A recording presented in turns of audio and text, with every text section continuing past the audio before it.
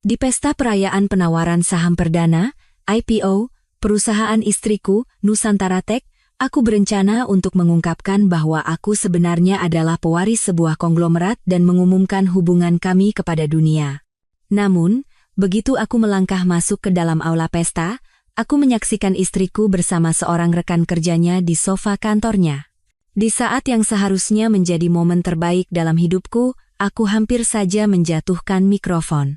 Pernahkah kau tahu momen ketika hidup menjatuhkan bom nuklir kepadamu?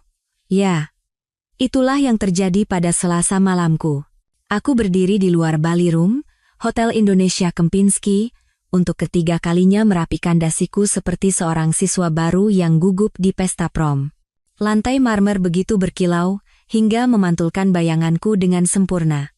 Senyum penuh percaya diri, tuxedo yang disetrika tanpa celah, dan aura khas yang datang dari kesadaran bahwa aku akan mengejutkan semua orang. Malam ini bukan hanya hari di mana Nusantara Tech melantai di bursa. Malam ini adalah hari di mana aku akhirnya akan keluar dari bayang-bayang dan menunjukkan kepada kota Jakarta ini siapa aku sebenarnya. Selama 7 tahun sialan aku telah memainkan peran sebagai suami yang berbakti, mendukung ambisi teknologi istriku, Saskia Anindita, dari belakang layar. 7 tahun aku menyaksikan ia mengklaim strategi-strategi yang kubisikkan di telinganya saat kami minum kopi pagi sebagai karyanya sendiri.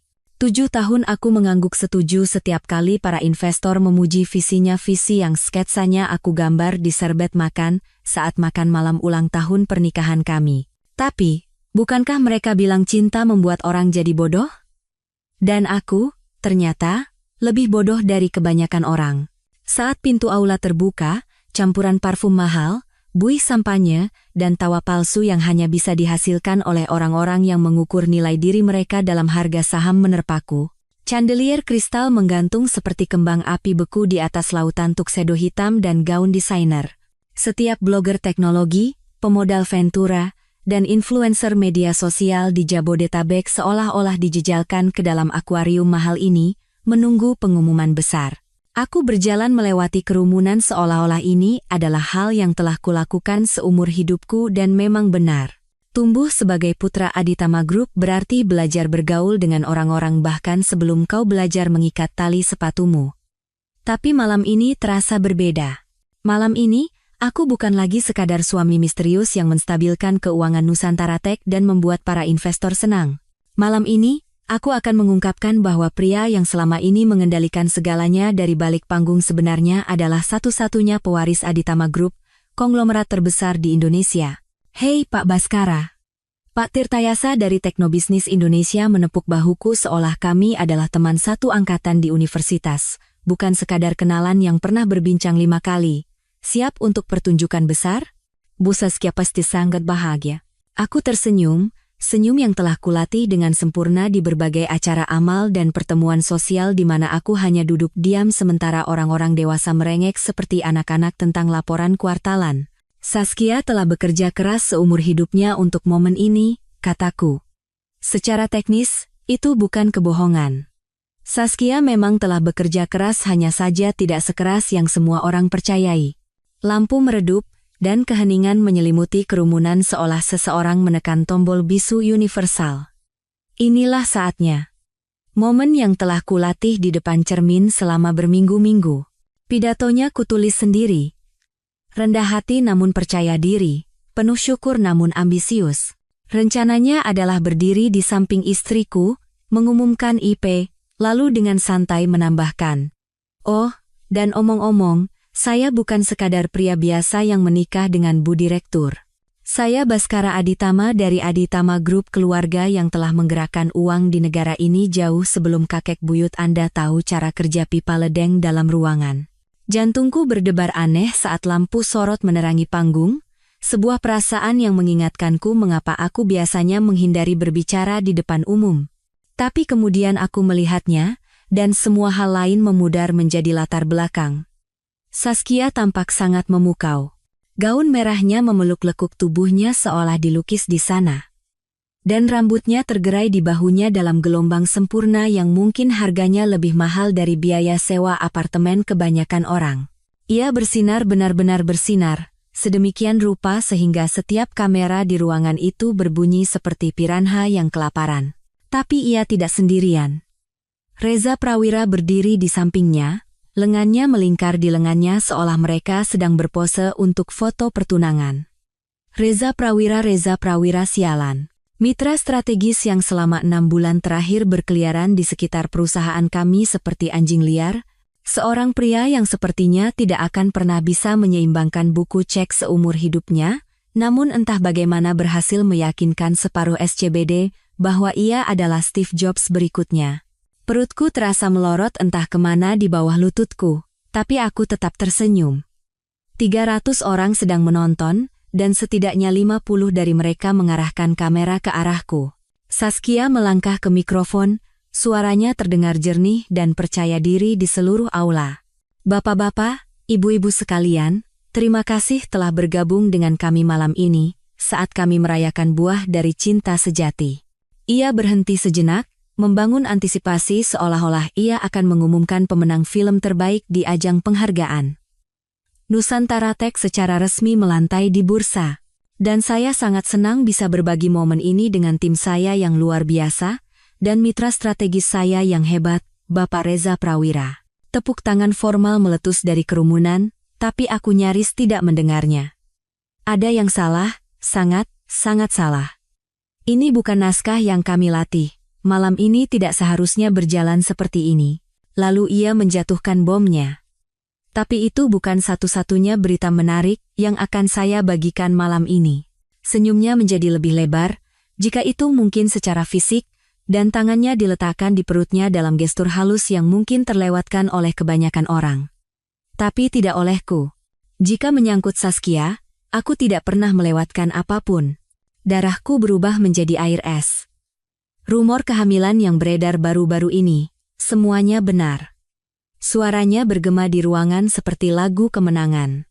Reza meremas lengannya dalam gestur yang seharusnya terlihat suportif, tetapi hanya terasa posesif, dan ayah dari anak ini adalah Reza Prawira. Dunia berhenti. Benar-benar berhenti. Semua suara di aula denting gelas. Percakapan berbisik, klik kamera memudar seolah seseorang menyumpal telingaku dengan kapas. Tanganku mulai gemetar, dan aku menggenggam gelas sampanyeku begitu erat hingga aku heran gelas itu tidak pecah.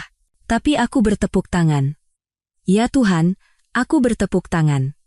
Karena itulah yang kau lakukan saat istrimu mengumumkan di depan 300 orang asing bahwa ia mengandung anak pria lain.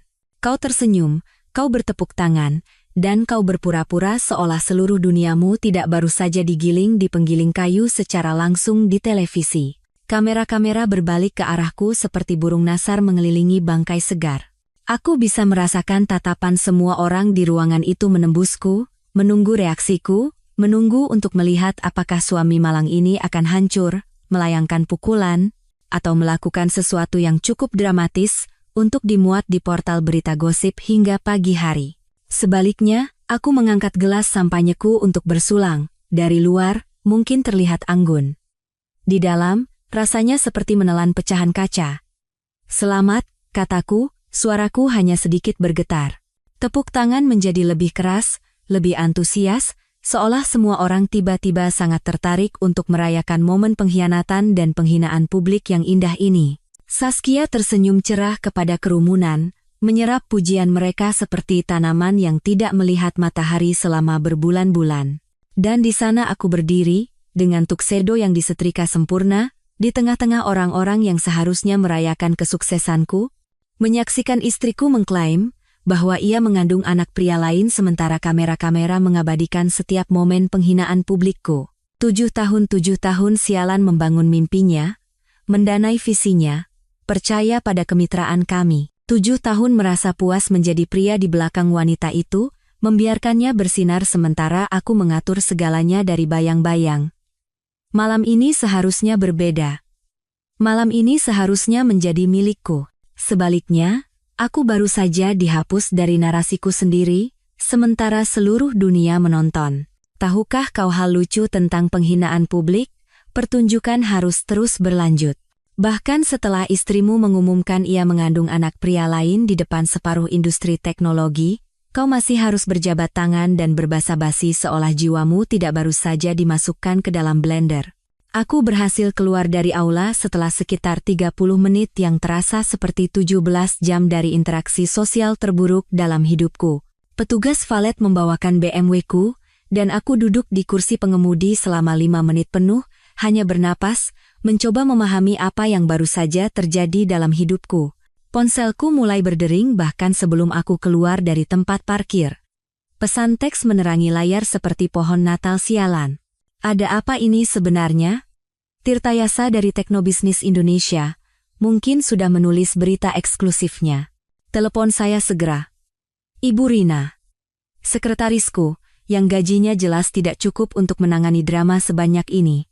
Selamat atas IPO-nya, seorang investor yang jelas tidak mendengar bagian akhir dari pengumuman. Bro, lo baik-baik aja? Wira, teman kuliahku di Bandung, yang entah bagaimana selalu mendengar tentang bencana pribadiku lebih cepat dariku. Aku membalik ponselku dan mengemudi pulang dalam keheningan yang membahagiakan, mencoba untuk tidak memikirkan fakta bahwa setiap portal berita gosip dan reporter teknologi di Jakarta mungkin sedang menyusun berita utama tentang penghinaan publikku yang spektakuler. CEO Nusantara Tech umumkan kehamilan hasil perselingkuhan di acara IPO. Uang Aditama Group tak bisa beli kesetiaan. CEO Nusantara Tech ganti suami dengan mitra strategis. Ya, yang terakhir itu pasti akan menjadi berita utama sungguhan besok pagi. Rumah kami ralat, rumah Saskia, yang cicilannya telah kubayar selama 3 tahun terakhir, terlihat persis sama seperti saat aku meninggalkannya 6 jam lalu. Halaman rumput yang sama terawatnya, air mancur megah yang sama yang harganya mungkin lebih mahal dari mobil kebanyakan orang, patung singa marmer yang sama menjaga gerbang depan, seolah istriku berpikir kami tinggal di semacam sinetron kolosal modern. Tapi melewati gerbang itu terasa seperti memasuki tempat kejadian perkara. Di permukaan, semuanya tampak normal. Tapi aku tahu di bawah perabotan mahal dan karya seni desainer, sesuatu telah mati malam ini, sesuatu yang mungkin sudah sekarat sejak lama, tapi aku terlalu bodoh atau keras kepala untuk mengakhirinya. Aku menuang 3 jari whisky Macallan 25 tahun yang kusiapkan untuk perayaan malam ini. Aku duduk di kursi kulit dan menatap kosong ke foto-foto keluarga yang tersebar di atas perapian. Sebagian besar dari masa-masa awal kami, ketika Saskia masih menatapku seperti pria yang memiliki dunia, bukan sekadar ATM berjalan. Ada foto dari hari pernikahan kami berdua tersenyum lebar seperti orang bodoh yang berpikir cinta bisa mengalahkan aritmatika dasar. Foto lain dari bulan madu kami di Bali, di mana ia membisikkan semua mimpinya tentang membangun kerajaan teknologi yang akan mengubah dunia. Aku percaya pada mimpi-mimpi itu. Sial, aku mendanainya dengan semua yang kumiliki. Whisky membakar tenggorokanku, tapi itu adalah luka bakar yang baik, jenis yang mengingatkanmu bahwa kau masih hidup, bahkan ketika segala sesuatu yang lain mengatakan sebaliknya. Ponselku berdering lagi. Kali ini bukan pesan, tapi panggilan. Nomor tak dikenal, mungkin seorang reporter yang berhasil mendapatkan nomor pribadiku. Aku membiarkannya masuk ke pesan suara, lalu langsung menyesalinya. Sekarang akan ada rekaman permanen dari burung nasar yang mengitari tragedi pribadiku. Sekitar tengah malam, aku mendengar pintu depan terbuka. Suara sepatu hak tinggi di lantai marmer, diikuti oleh langkah kaki yang lebih berat, dan jenis tawa mabuk yang membuatmu ingin menghancurkan sesuatu yang mahal. Tanpa perlu melihat, aku tahu Saskia telah membawa Reza Prawira pulang. Ke rumahku. Rumah yang kubeli, kurancang, dan kurawat sementara ia bermain sebagai CEO dengan uangku. Mereka terhuyung-huyung masuk ke ruang tamu seperti remaja yang menyelinap masuk melewati jam malam, kecuali remaja biasanya memiliki kesopanan untuk mencoba diam. Reza sedang melonggarkan dasinya, tersenyum seperti orang yang baru saja memenangkan lotre yang, sejujurnya, pada dasarnya memang begitu. Saskia terkikik, bukan seperti pengusaha cerdas yang baru saja mengumumkan IPO terbesar tahun ini, tetapi seperti mahasiswi. Ia berhenti ketika melihatku duduk dalam kegelapan dengan whisky di tangan. "Oh, kamu masih bangun," katanya. "Sulit tidur di malam seperti ini, ya?" "Bisa dibilang begitu," kataku, menjaga suaraku tetap datar. Tidak perlu memberi mereka lebih banyak amunisi. Reza tampak sedikit tidak nyaman, tetapi hanya sedikit. Hei, tidak ada perasaan pribadi, kan? Bisnis adalah bisnis. Bisnis adalah bisnis. Si bodoh ini berbicara tentang menghamili istriku seolah-olah itu adalah kesepakatan merger dan akuisisi. Ya, kataku, meneguk whisky lagi. Bisnis. Saskia melepas sepatunya, yang langsung membuatnya lebih pendek 3 inci dan entah bagaimana lebih berbahaya. Wajahnya menunjukkan ekspresi yang biasa ia gunakan saat akan memecat seseorang atau menegosiasikan kesepakatan yang membuat pihak lain bertanya-tanya apa yang baru saja terjadi. Kita perlu bicara tentang pengaturan tidur, katanya, seolah-olah kami sedang membahas alokasi anggaran kuartalan. Reza akan tinggal di sini untuk sementara waktu. Ia butuh tempat tidur. Aku hampir tertawa. Hampir. Tempat tidur? Tempat tidur kita. Ia mengklarifikasi, meskipun cara ia mengatakan kita terdengar seperti bentuk jamak yang digunakan oleh bangsawan, kamu bisa tidur di sofa malam ini. Kita akan mencari solusi yang lebih permanen besok. Di rumahku. Di rumah yang kubeli untuk masa depan kita, untuk keluarga yang kukira sedang kita bangun bersama, rumah yang sama di mana aku menggendongnya melewati ambang pintu seperti orang bodoh romantis yang percaya pada akhir yang bahagia. Reza sudah menuju tangga, seolah-olah menerima tawarannya sebagai fakta yang sudah terjadi. Ia berhenti di tengah jalan dan menoleh ke arahku, dengan ekspresi yang mungkin bisa dianggap sebagai simpati, jika tidak begitu syarat dengan kesombongan. Terima kasih sudah mengerti, kawan. Tidak semua pria akan menerima ini dengan baik. Menerima dengan baik. Seolah-olah hanya karena aku tidak membakar rumah dengan kami semua di dalamnya membuatku menjadi semacam orang suci. Jangan khawatir, kataku, dan aku bersungguh-sungguh. Sialan. Jangan pernah katakan pada siapapun. Aku sudah akan menjadi bahan tertawaan yang cukup, tidak perlu menambahkan materi baru. Mereka menghilang ke lantai atas, dan aku mendengar langkah kaki mereka melintasi lantai kayu di tempat yang dulunya adalah kamar tidur kami. Ranjang berderit ranjang yang kupilih dan kubayar, dan kemudian aku mendengar tawa Saskia lagi, kali ini lebih lembut, entah bagaimana lebih intim. Aku duduk dalam kegelapan selama 1 jam lagi, menyeruput whisky, memikirkan tes kehamilan yang kutemukan di tempat sampah kamar mandi 3 minggu lalu. Ketika aku melihat 2 garis merah muda itu, aku sangat bahagia. Begitu bodoh dan buta dalam kebahagiaan hingga aku bahkan pergi membeli sebotol sampanye untuk mengejutkannya ketika ia siap memberitahuku. Sampanye itu masih ada di pendingin anggur, tepat di sebelah botol yang kusiapkan untuk perayaan Ipo. Kurasa aku tidak akan membutuhkan keduanya sekarang. Aku mengeluarkan ponselku dan melihat-lihat pesan yang kuabaikan.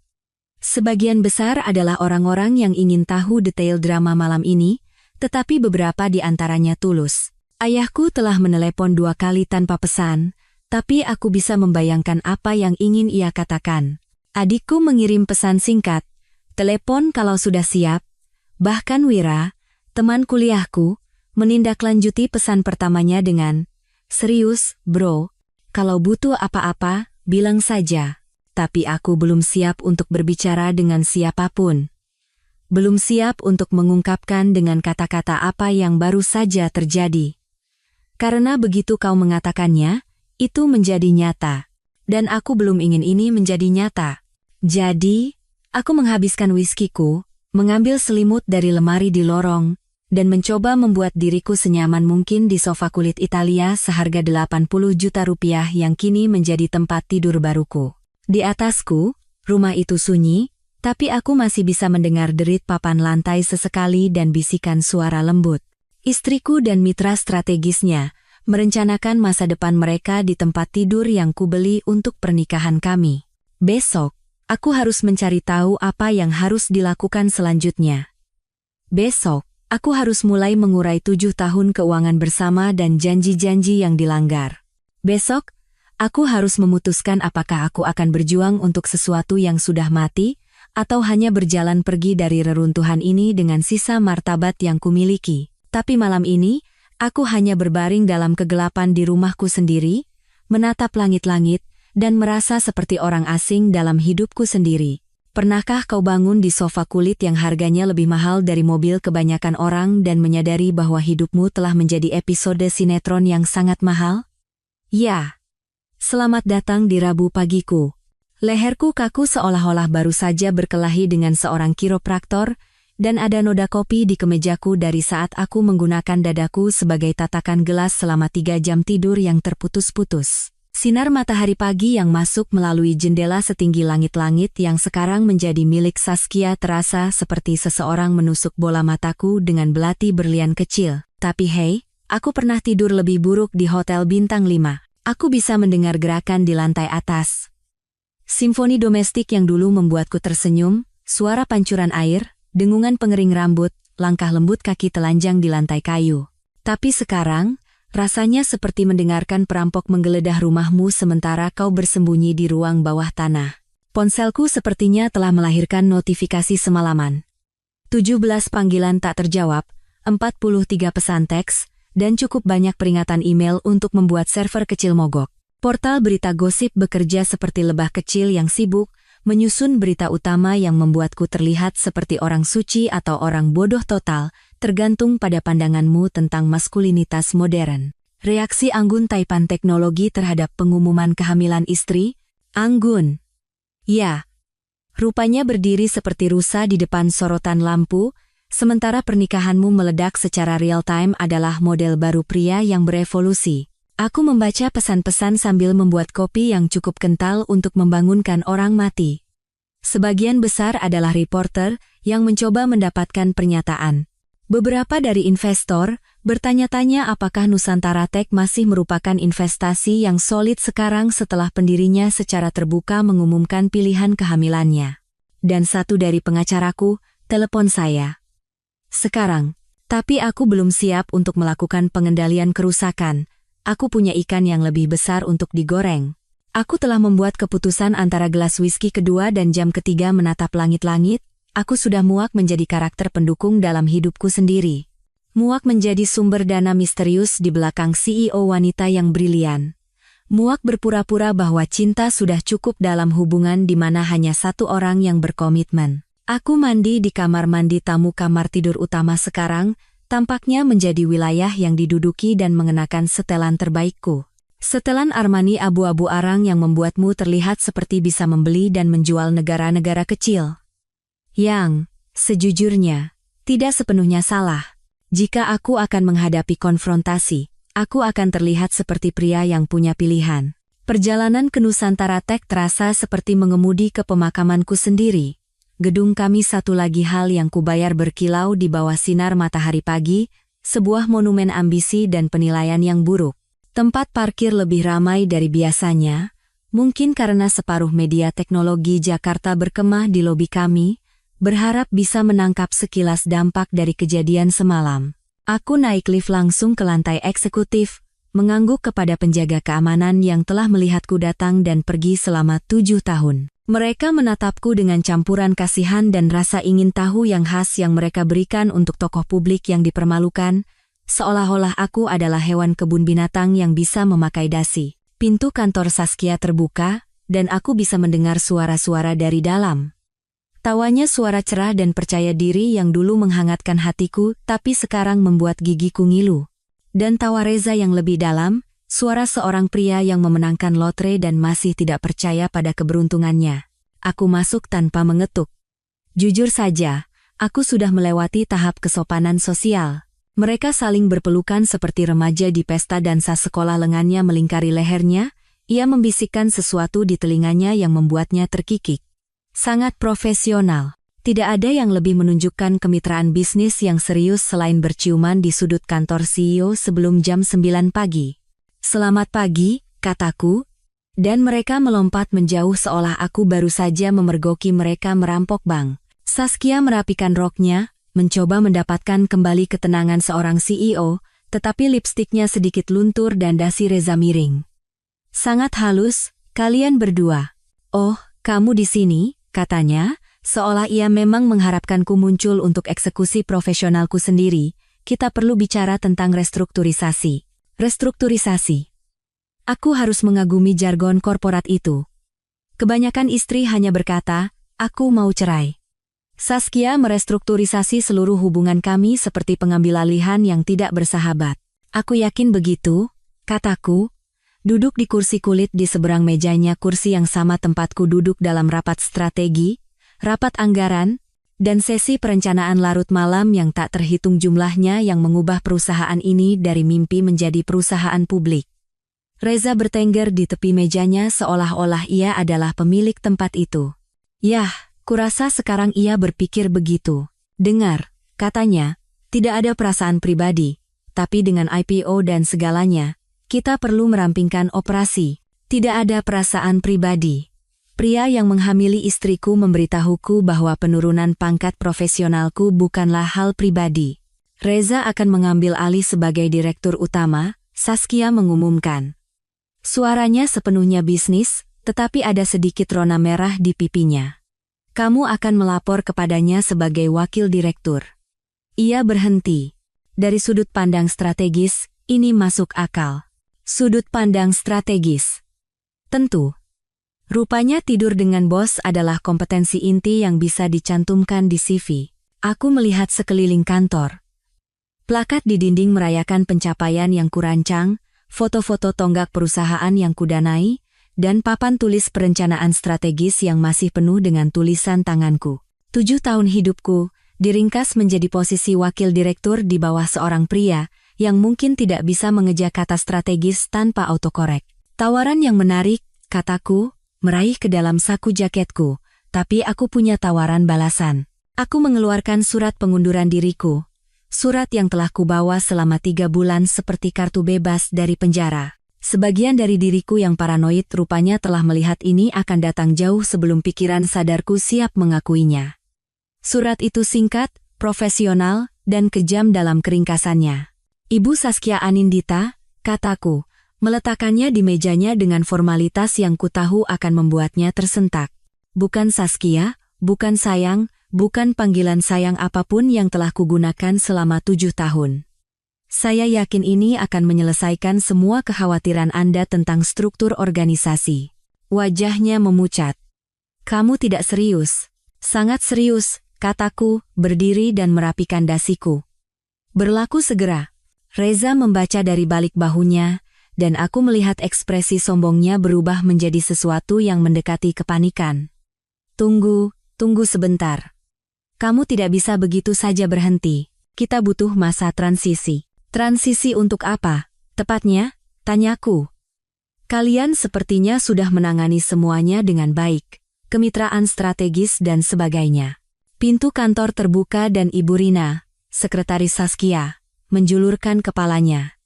Bu Direktur, tamu Anda dari Jakarta untuk rapat jam 10 sudah tiba. Saskia tampak bingung.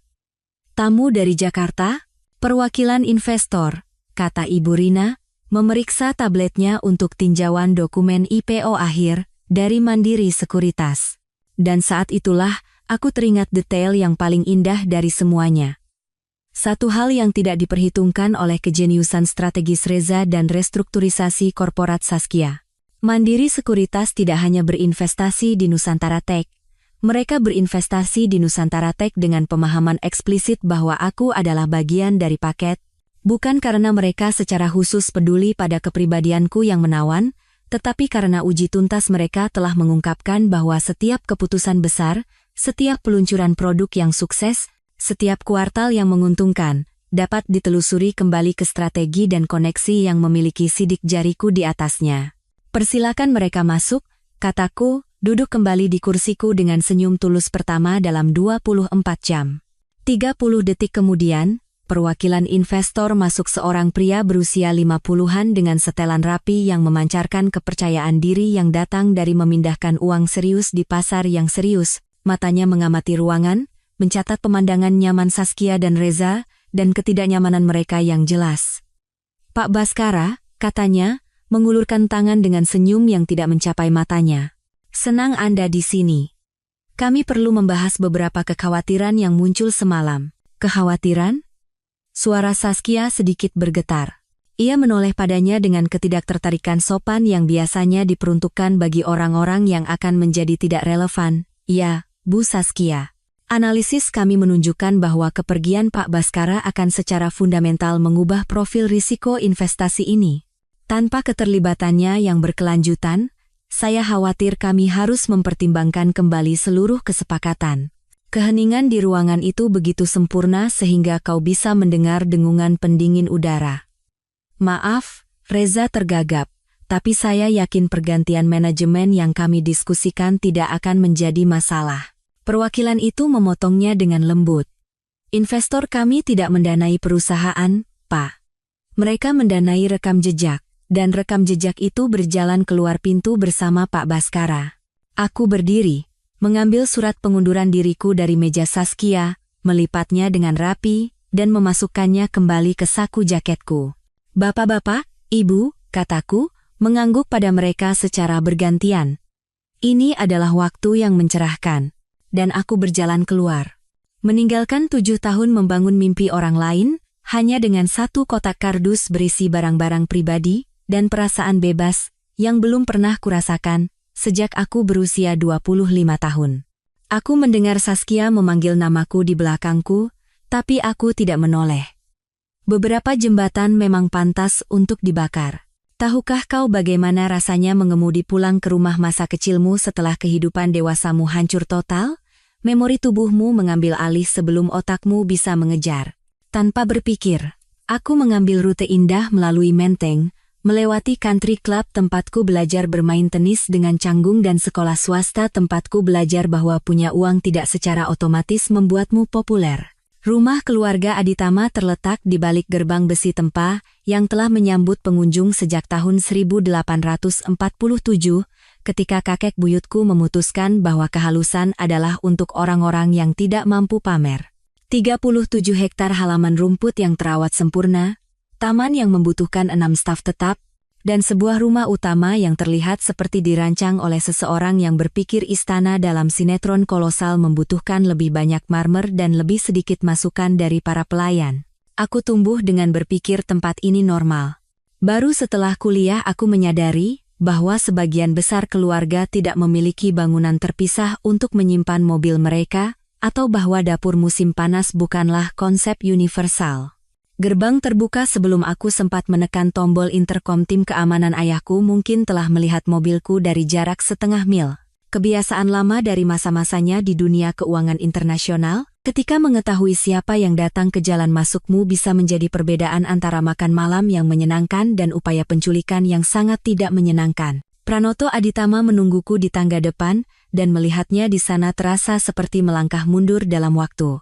Ia terlihat persis sama seperti saat aku berusia 12 tahun dan mengira ia adalah orang paling berkuasa di dunia. Rambut perak, gaya yang sempurna, postur yang akan membuat taruna militer menangis iri, dan mata yang telah melihat cukup banyak perang korporat untuk mengenali korban bahkan dari luar kode posnya. Nak, katanya, dan dalam satu kata itu terkandung sekitar 17 makna berbeda, simpati, kekecewaan, pengertian, dan sedikit nada sudah kubilang yang terbungkus dalam 2 suku kata. Ayah, kataku, menaiki tangga dengan perasaan seperti dipanggil ke kantor kepala sekolah, hanya saja kepala sekolah ini mengenakan setelan jutaan rupiah dan memiliki separuh Jakarta Selatan. Ia tidak bertanya, tidak menuntut penjelasan, tidak memulai ceramah tentang uji tuntas atau penilaian risiko. Ia hanya meletakkan tangan di bahuku dan membawaku masuk, melewati potret minyak kerabat yang sudah meninggal yang mungkin akan menangani bencana pribadi mereka dengan lebih banyak martabat daripada aku. Kami masuk ke ruang kerjanya, sebuah ruangan yang terlihat seperti lokasi syuting film tentang tempat di mana orang tua kaya minum whisky mahal dan membuat keputusan yang memengaruhi seluruh industri. Rak buku dari lantai ke langit-langit yang dipenuhi edisi pertama, meja mahoni besar yang dulunya milik seorang raja kereta api, dan jendela yang menghadap ke taman yang biaya perawatannya lebih mahal dari gaji tahunan kebanyakan orang. Ayah menuang 2 gelas minuman yang mungkin lebih tua dariku, dan duduk di kursi kulit dengan keanggunan yang datang dari latihan puluhan tahun untuk terlihat terkendali sepenuhnya, bahkan ketika semuanya akan hancur. Jadi, katanya, mengaduk whiskinya seolah sedang merenungkan misteri alam semesta. Apakah kau akan menceritakannya? Atau haruskah aku membaca Kompas besok dan mencari tahu sendiri? Aku menelan seteguk whisky yang harganya lebih mahal dari cicilan mobil kebanyakan orang dan mencoba mencari tahu dari mana harus memulai. Saskia hamil. Selamat. Nada suaranya benar-benar netral, yang berarti ia sudah mendengar tentang pengumuman semalam dan sedang menunggu kelanjutannya. Bukan anakku. Oh. Ia mengangguk, seolah aku baru saja mengkonfirmasi sesuatu yang sudah ia duga. Reza Prawira, kalau begitu. Tentu saja ia tahu tentang Reza Prawira. Pranoto Aditama tidak hanya membaca halaman bisnis. Ia punya orang-orang yang tugasnya adalah mencari tahu tentang orang-orang yang mungkin suatu hari nanti menjadi penting. Reza Prawira mungkin sudah ada di suatu arsip sejak hari pertama ia muncul di Dewan Nusantara Tech. Dia mengumumkannya di acara IPO, lanjutku. Di depan 300 orang dan separuh media teknologi. Alis ayahku terangkat sedikit, yang baginya setara dengan melompat-lompat dan berteriak. Langkah yang secara strategis meragukan. Begitu menurut ayah, aku tertawa, tetapi lebih karena kepahitan daripada kegembiraan. Dan pagi ini, ia mencoba menurunkanku jabatannya, menjadikanku bawahan Reza, jadi aku berhenti. Bagus, ia bersandar di kursinya, tampak puas. Ada lagi? Aku menatapnya. Ada lagi apa? Ayah. Istriku baru saja mempermalukanku di depan umum, perusahaanku baru saja meledak, dan seluruh hidupku akan menjadi santapan tabloid. Apalagi yang bisa ada? Ia bangkit, berjalan ke mejanya, membuka laci bawah, dan mengeluarkan map Manila tebal yang terlihat seolah-olah telah menunggu momen ini. Aku membukanya, dan tekanan darahku melonjak sekitar 40 poin. Catatan keuangan, cetakan email, dokumen hukum, dan cukup banyak bukti untuk mengirim separuh eksekutif Nusantara Tech ke penjara selama dekade berikutnya. Apa ini semua? Berkas daruratmu, katanya dengan tenang. Aku sudah menyusunnya selama 18 bulan terakhir. Aku membolak-balik halaman-halaman malpraktik keuangan yang terdokumentasi, kewajiban pajak yang belum dibayar, dan praktik akuntansi yang begitu kreatif, hingga seharusnya memenangkan medali jika penipuan adalah cabang olahraga Olimpiade. Bagaimana? Sejak kapan? Nak, kau telah berbicara tentang perusahaan itu di setiap makan malam keluarga selama 7 tahun? Apa kau pikir aku tidak memperhatikan? Ia duduk kembali di kursinya seperti seorang profesor yang akhirnya bisa mengajar kelas favoritnya. Setiap kali kau menyebutkan keputusan meragukan yang dibuat Saskia, setiap kali kau mengeluh bahwa ia mengambil jalan pintas atau melanggar aturan, aku meminta orang-orangku untuk memeriksanya. Di sana, ada email dari Saskia kepada Reza Prawira yang berasal dari lebih dari setahun yang lalu, jauh sebelum kemitraan strategis mereka diumumkan ke publik. Komunikasi tentang memindahkan uang melalui rekening luar negeri, diskusi tentang strategi pajak kreatif yang jelas tidak akan disetujui oleh Ditjen Pajak, dan bukti penipuan keuangan yang disengaja, yang akan membuat tim Jaksa Federal sibuk selama berbulan-bulan. Ayah, ini. Aku mengangkat dokumen yang menunjukkan Reza Prawira menyedot uang dari rekening klien untuk mendanai gaya hidupnya. Ini kriminal. Ya, benar. Suara ayahnya terdengar seolah-olah mereka sedang membahas cuaca. Istrimu telah menjalankan operasi yang sangat canggih, menggunakan reputasimu dan koneksi keluarga kita untuk melegitimasi apa yang pada dasarnya adalah penipuan kelas atas. Ruangan itu terasa miring. Ayah tahu tentang ini selama 18 bulan? Mencurigainya lebih lama lagi. Ia mencondongkan tubuh ke depan, wajahnya serius. Tapi aku butuh bukti, dan aku butuh kau untuk melihatnya sendiri. Jika aku datang kepadamu 2 tahun lalu dengan tuduhan terhadap Saskia, apa yang akan kau lakukan? Aku berpikir jujur, aku akan membelanya. Tepat sekali. Cinta membuat kita bodoh, nak. Itu membuat kita mengabaikan tanda bahaya, merasionalisasi perilaku buruk, dan memungkinkan orang-orang yang secara aktif menghancurkan kita. Ia menunjuk ke map itu. Tapi sekarang kau telah melihat apa yang benar-benar mampu ia lakukan. Sekarang kau mengerti bahwa ini tidak pernah tentang perbedaan pendapat bisnis atau perbedaan strategis. Ini tentang seorang predator yang mengidentifikasi target dan secara sistematis menghancurkannya selama 7 tahun. Aku duduk dalam keheningan untuk waktu yang lama, membaca dokumen demi dokumen yang melukiskan gambaran pengkhianatan yang disengaja dan diperhitungkan. Bukan hanya perselingkuhan itu hampir menjadi masalah sampingan. Ini adalah penipuan keuangan dalam skala yang bisa menghancurkan reputasi tidak hanya aku, tetapi seluruh keluarga kami. Kenapa ayah tidak menghentikanku? Tanyaku akhirnya. Karena kau adalah pria dewasa, dan terkadang pria dewasa harus membuat kesalahan mereka sendiri.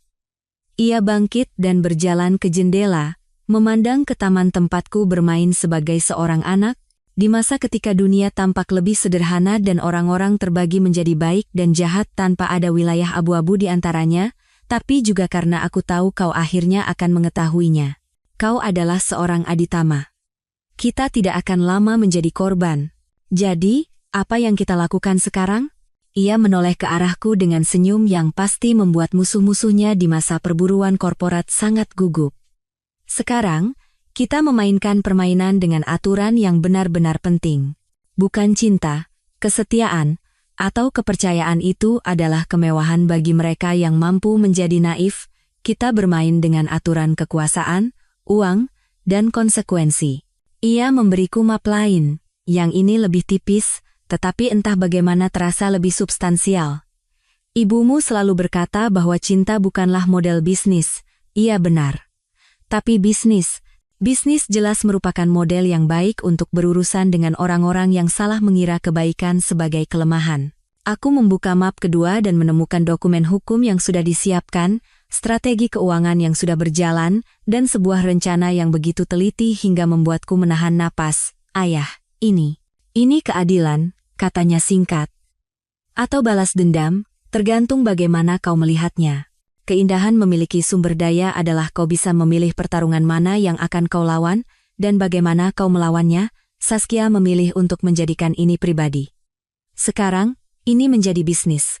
Aku menutup map itu dan menatap ayahku, benar-benar menatapnya untuk pertama kalinya dalam beberapa tahun, bukan sebagai sosok yang jauh dan mengintimidasi dari masa kecilku, tetapi sebagai seorang pria yang telah menavigasi perairan yang bisa menenggelamkan mereka, yang tidak punya kekuatan untuk berenang selama puluhan tahun. Ayah sudah merencanakan semua ini. Aku sudah bersiap untuk kemungkinan ini, ia mengoreksi. Ada perbedaannya. Berharap yang terbaik, bersiap untuk yang terburuk. Dan jangan pernah biarkan siapapun salah mengira kemurahan hatimu sebagai kebodohan. Untuk pertama kalinya dalam 48 jam, rasanya aku bisa bernapas. Bukan karena situasinya sudah teratasi, ini masih merupakan bencana total, tetapi karena aku akhirnya mengerti bahwa aku tidak menghadapi ini sendirian. Jadi, apa langkah pertama? Senyumnya melebar. Kita biarkan mereka berpikir mereka menang, lalu kita tunjukkan pada mereka seperti apa kekalahan yang sebenarnya. Di luar jendela, matahari terbenam di atas rumah, tempat di mana 3 generasi pria aditama telah belajar bahwa terkadang pelajaran terpenting datang dengan menyamar sebagai hari terburuk dalam hidupmu. Aku akhirnya siap untuk lulus. Pernah dengar ungkapan bahwa balas dendam adalah hidangan yang paling enak disajikan dingin? Ternyata, rasanya jauh lebih enak ketika disajikan dengan surat tercatat pada pukul 6 pagi, ditemani oleh penyidik dari Kejaksaan Agung. Aku sedang minum kopi pertamaku di dapur ayahku. Sepertinya aku tinggal di rumah keluarga sekarang, yang terasa seperti kemunduran sekaligus kemunduran strategis ketika ponselku mulai berdengung seperti sarang lebah yang marah. Itu Ibu Rina, mantan sekretarisku, yang entah bagaimana berhasil tetap netral dalam apa yang belum secara resmi, tetapi jelas-jelas merupakan proses perceraian. Keadaan kacau balau, katanya tanpa basa-basi. Bu Saskia menelepon setiap pengacara di Jakarta, dan Pak Reza mengunci diri di kantornya dan tidak mau keluar. Selamat pagi juga untukmu, Bu Rina, kataku, duduk di salah satu kursi makan yang harganya mungkin lebih mahal dari sewa apartemen kebanyakan orang. Kacau balau tentang apa tepatnya?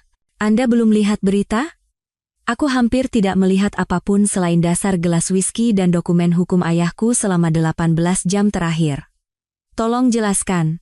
Kejaksaan menggerebek Nusantara Tech pagi ini. Dugaan penipuan keuangan dan penggelapan pajak. Seluruh gedung penuh dengan penyidik. Aku hampir tersedak kopiku. Ayahku bekerja cepat ketika ia mau. Oh ya?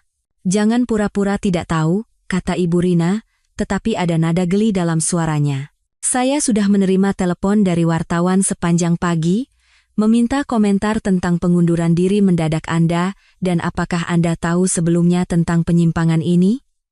Apa ada yang Anda tahu yang tidak saya ketahui? Saya tahu bahwa waktu karma itu luar biasa, kataku, dan bahwa Anda mungkin harus memperbarui CV Anda. Sudah saya lakukan, katanya. Bersama dengan separuh staf yang tidak sedang diselidiki. Setelah Ibu Rina menutup telepon, aku berjalan ke ruang kerja ayahku. Ia sedang membaca Kompas, tampak puas seperti seorang grandmaster catur yang bidak-bidaknya akhirnya membuahkan hasil. Berita utama di halaman depan membuatku tersenyum untuk pertama kalinya dalam 3 hari. Nusantara Tech diselidiki Kejaksaan Agung berdasarkan laporan anonim. Anonim, kataku, duduk di kursi di seberang mejanya. Benar-benar anonim, ia setuju, tanpa mengangkat mata dari korannya. Hanya seorang warga negara yang peduli, dengan pengetahuan luas tentang malpraktik keuangan dan kewajiban sipil untuk melaporkannya. Sebuah pesan teks masuk dari nomor yang tidak kukenal. Dengan Jaksa Naila Puspita, Kejaksaan Agung. Saya ingin bertemu dengan Anda sesegera mungkin terkait kasus Nusantara Tech. Aku menunjukkan pesan itu kepada ayahku. Ia mengangguk puas. Bagus. Jaksa Naila adalah salah satu yang terbaik dari kejaksaan. Dia tidak membuang waktu untuk kasus yang tidak bisa ia menangkan. Haruskah aku khawatir akan terlibat? Nak, kau telah mendokumentasikan setiap keputusan meragukan yang dibuat Saskia selama 7 tahun. Riwayat emailmu adalah impian seorang petugas kepatuhan peringatan konstan tentang masalah peraturan, permintaan berulang untuk dokumentasi yang tepat, dan jejak kertas yang menunjukkan bahwa kau mencoba menjaga perusahaan itu tetap berada di sisi hukum yang benar. Ia melipat korannya dengan presisi militer. Kau bukan konspirator. Kau adalah saksi kunci mereka. 1 jam kemudian, aku duduk di ruang rapat di kantor kejaksaan, di seberang meja yang dipoles, berhadapan dengan seorang wanita. Yang terlihat seperti bisa menuntut penjahat perang sebelum makan siang dan masih punya waktu untuk manikur. Jaksa Naila Puspita berusia 40-an, dengan kecerdasan tajam yang membuatmu ingin memeriksa kembali perhitunganmu dan aura seseorang yang belum pernah bertemu dengan penjahat kerah putih, yang tidak bisa ia hukum. Pak Baskara, katanya, membuka sebuah map yang tampak sangat tipis dibandingkan dengan arsip komprehensif ayahku. Terima kasih telah datang secara sukarela. Terima kasih tidak menangkap saya, jawabku, yang membuatnya tersenyum kecil. Kami tidak tertarik untuk menangkap Anda, kami tertarik pada apa yang Anda ketahui tentang praktik keuangan di Nusantara Tech. Ia bersandar di kursinya, menatapku seolah aku adalah teka-teki yang harus dipecahkan. Secara khusus, apapun yang berkaitan dengan rekening luar negeri, pendapatan yang tidak dilaporkan, atau pernyataan investor palsu. Selama 2 jam berikutnya, aku menceritakan padanya tentang 7 tahun keputusan meragukan, akuntansi kreatif, dan penipuan terang-terangan yang telah kudokumentasikan tanpa kusadari. Setiap email yang kukirim mempertanyakan pengeluaran, setiap memo yang kutulis tentang masalah kepatuhan, setiap rapat anggaran di mana aku mengemukakan kekhawatiran tentang strategi pertumbuhan agresif Saskia. Anda menyimpan catatan yang sangat rinci, Pak Baskara, kata Jaksa Naila, membolak-balik cetakan email yang melukiskan gambaran penipuan keuangan yang sistematis. Saya teliti, kataku. Saya dibesarkan di rumah tangga di mana akuntabilitas benar-benar penting. Namun Anda terus bekerja di sana. Anda terus mendanai operasi yang Anda curigai ilegal. Itulah pertanyaan jutaan dolarnya, bukan? Saya pikir saya melindunginya, kataku. Saya pikir saya bisa mengarahkannya ke praktik yang lebih baik, mencegahnya membuat kesalahan yang akan menghancurkan semua yang telah ia bangun. Aku mengangkat bahu. Ternyata, saya hanya memungkinkannya. Jaksa Naila membuat catatan. Kapan pertama kali Anda menyadari keterlibatan Pak Reza Prawira? Sekitar 6 bulan yang lalu. Ia mulai muncul di rapat dewan, menawarkan nasihat strategis yang biasanya melibatkan menemukan cara-cara baru untuk memindahkan uang. Saya mengemukakan kekhawatiran tentang latar belakangnya, kualifikasinya, dan fakta bahwa ia tampaknya tidak memiliki rencana bisnis yang nyata selain menghabiskan uang investor. Dan tanggapan Bu Saskia? Ia mengatakan saya terlalu reaktif dan posesif. Bahwa Reza membawa perspektif luar yang berharga, dan saya harus mempercayai penilaiannya. Catatan lain. Apakah Anda mengetahui hubungan pribadi mereka? Aku memikirkan tes kehamilan, larut malam, dan bagaimana perilaku Saskia telah berubah selama setahun terakhir. Saya curiga ada sesuatu yang terjadi, tetapi saya tidak punya bukti sampai ia mengumumkannya di acara IPO, di depan 300 saksi dan berbagai media. Saskia selalu menyukai pengungkapan dramatis. Ia tersenyum kecil lagi mendengar itu. Pak Baskara, berdasarkan apa yang Anda katakan hari ini dan dokumen yang Anda berikan, kami yakin kami memiliki cukup bukti untuk mengajukan tuntutan atas penipuan sekuritas, penggelapan pajak, dan konspirasi. Apakah Anda bersedia bersaksi jika ini sampai ke pengadilan? Tentu saja. Ia menutup mapnya dan mencondongkan tubuh ke depan. Saya harus bertanya. Waktu pengunduran diri Anda, tepat sebelum penyelidikan ini diumumkan ke publik, mungkin terlihat mencurigakan bagi sebagian orang. Sebagian orang bisa berpikir banyak hal, kataku. Tetapi bukti berbicara sendiri. Saya mencoba menjaga perusahaan itu tetap jujur selama 7 tahun. Ketika menjadi jelas bahwa itu tidak mungkin, saya keluar sebelum saya menjadi kaki tangan. Dan laporan anonim yang memicu penyelidikan ini, aku menatap matanya langsung. Saya tidak tahu apa-apa tentang itu. Tapi siapapun yang memberikannya, jelas melakukan tugas sipil mereka.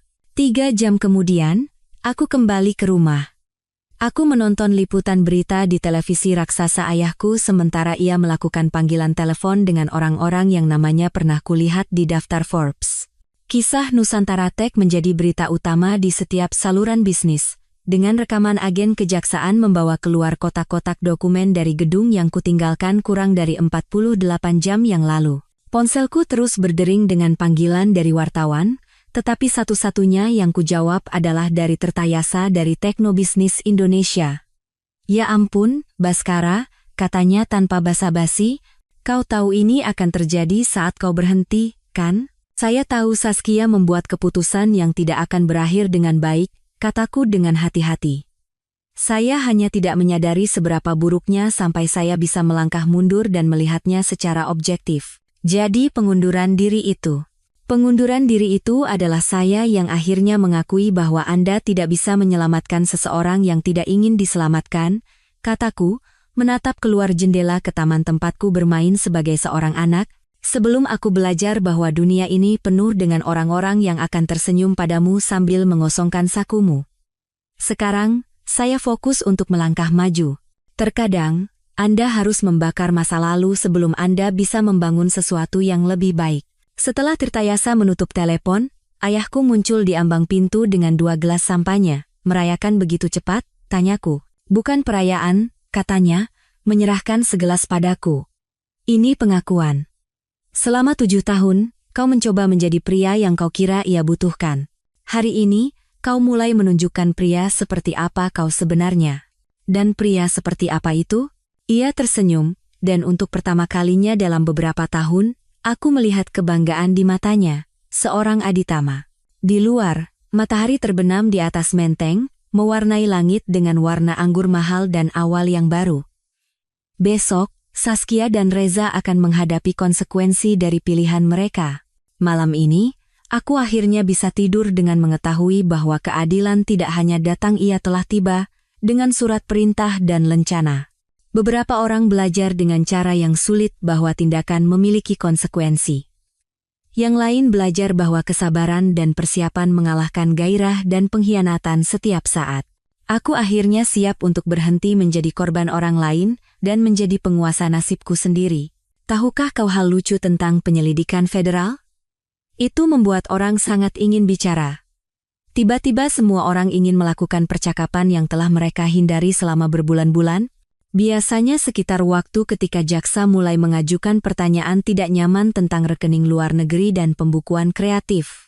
Telepon dari Saskia datang pada hari ketiga aku tinggal di rumah ayahku, di mana aku telah menetap dalam rutinitas baru yaitu berpura-pura membaca koran bisnis sambil sebenarnya menonton serial dokumenter kriminal. Bukan pesan, tapi panggilan. Itu berarti ia putus asa, benar-benar delusi, atau kemungkinan besar keduanya.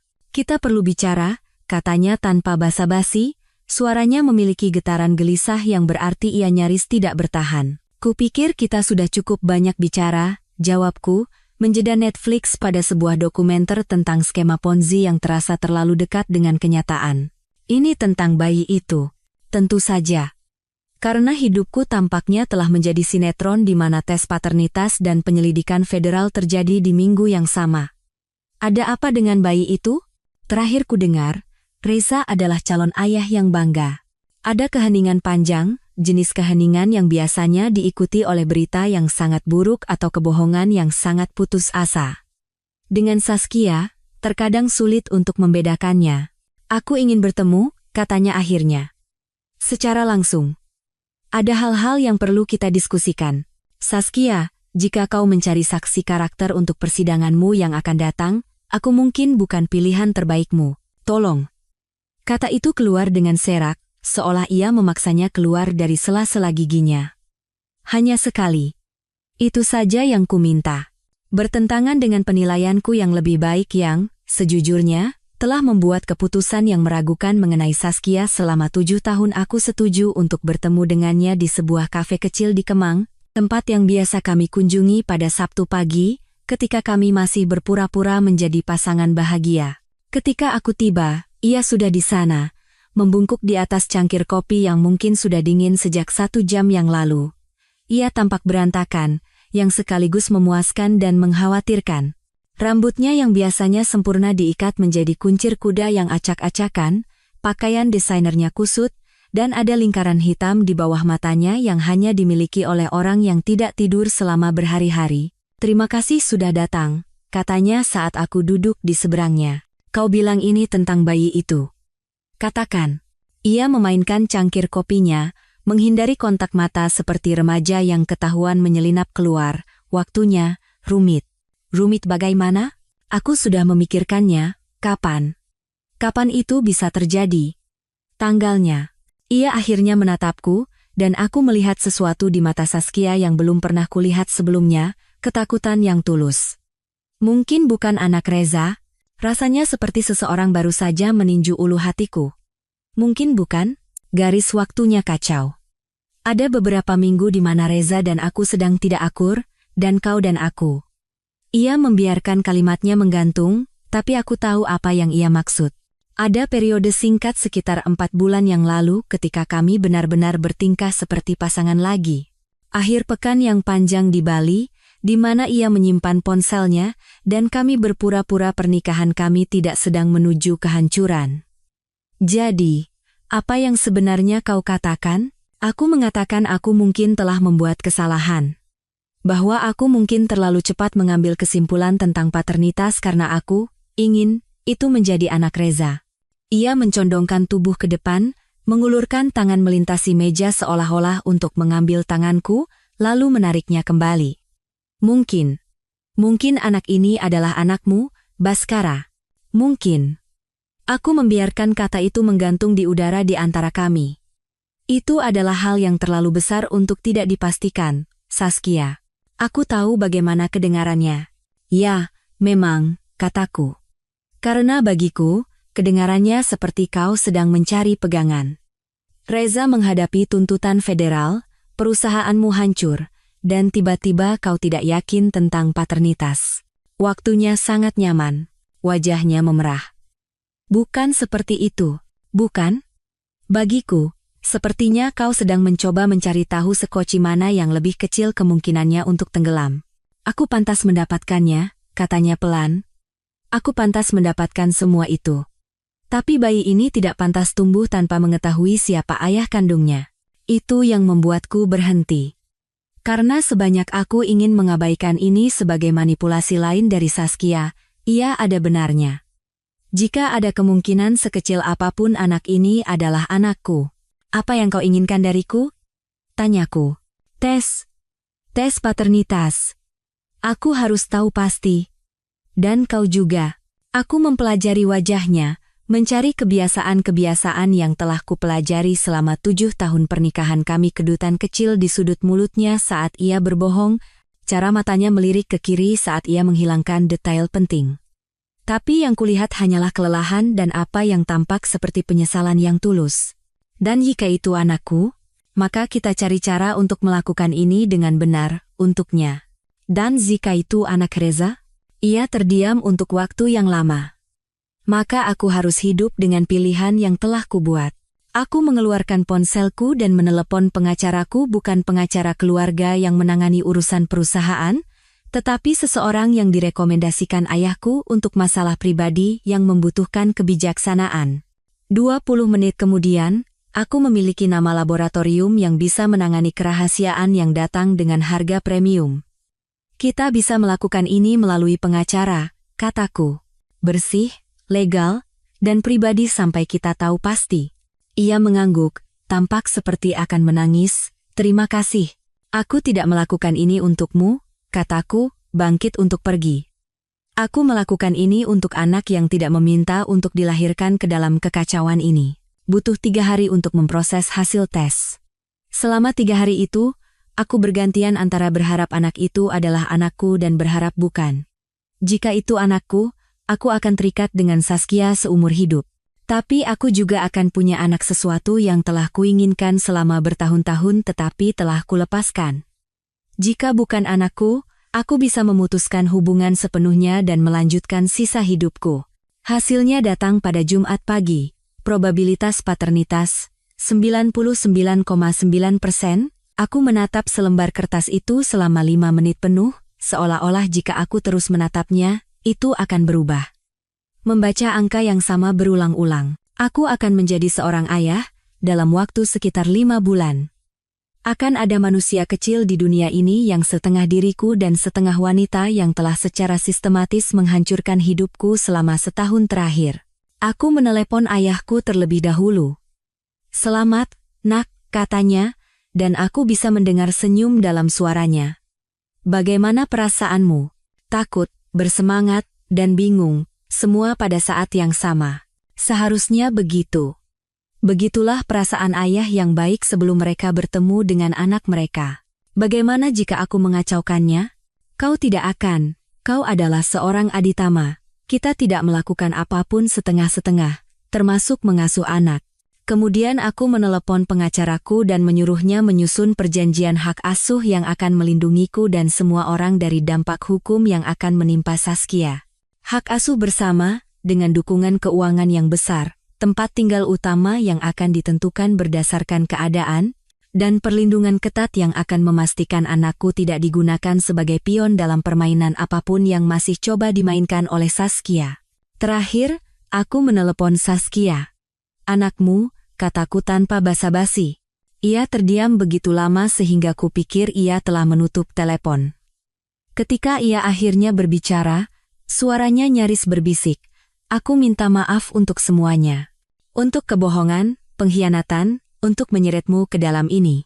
Lupakan permintaan maafmu," kataku, "tetapi tanpa amarah yang telah kubawa selama seminggu terakhir, kita punya kekhawatiran yang lebih besar sekarang. Seperti mencari tahu bagaimana kita akan menjadi orang tua ketika kita nyaris tidak bisa bersikap sopan satu sama lain. Aku ingin mencoba," katanya. "Untuk menjadi lebih baik. Untuk anak ini. Untuk menjadi orang yang lebih baik. Kita lihat saja," kataku. "Untuk saat ini, aku sedang menyiapkan perlindungan hukum, dukungan keuangan, perjanjian hak asuh, dan semua hal lain yang kita butuhkan sebelum." Aku berhenti, tidak ingin mengatakan, "sebelum kau masuk penjara." "Aku mengerti," katanya. "Sungguh. Karena ini tidak mengubah apapun di antara kita, Saskia. Aku tidak akan kembali. Aku tidak akan melupakan apa yang telah kau lakukan, dan kita tidak akan pernah bermain keluarga bahagia. Tapi aku akan menjadi ayah bagi anakku. Dan itu harus cukup."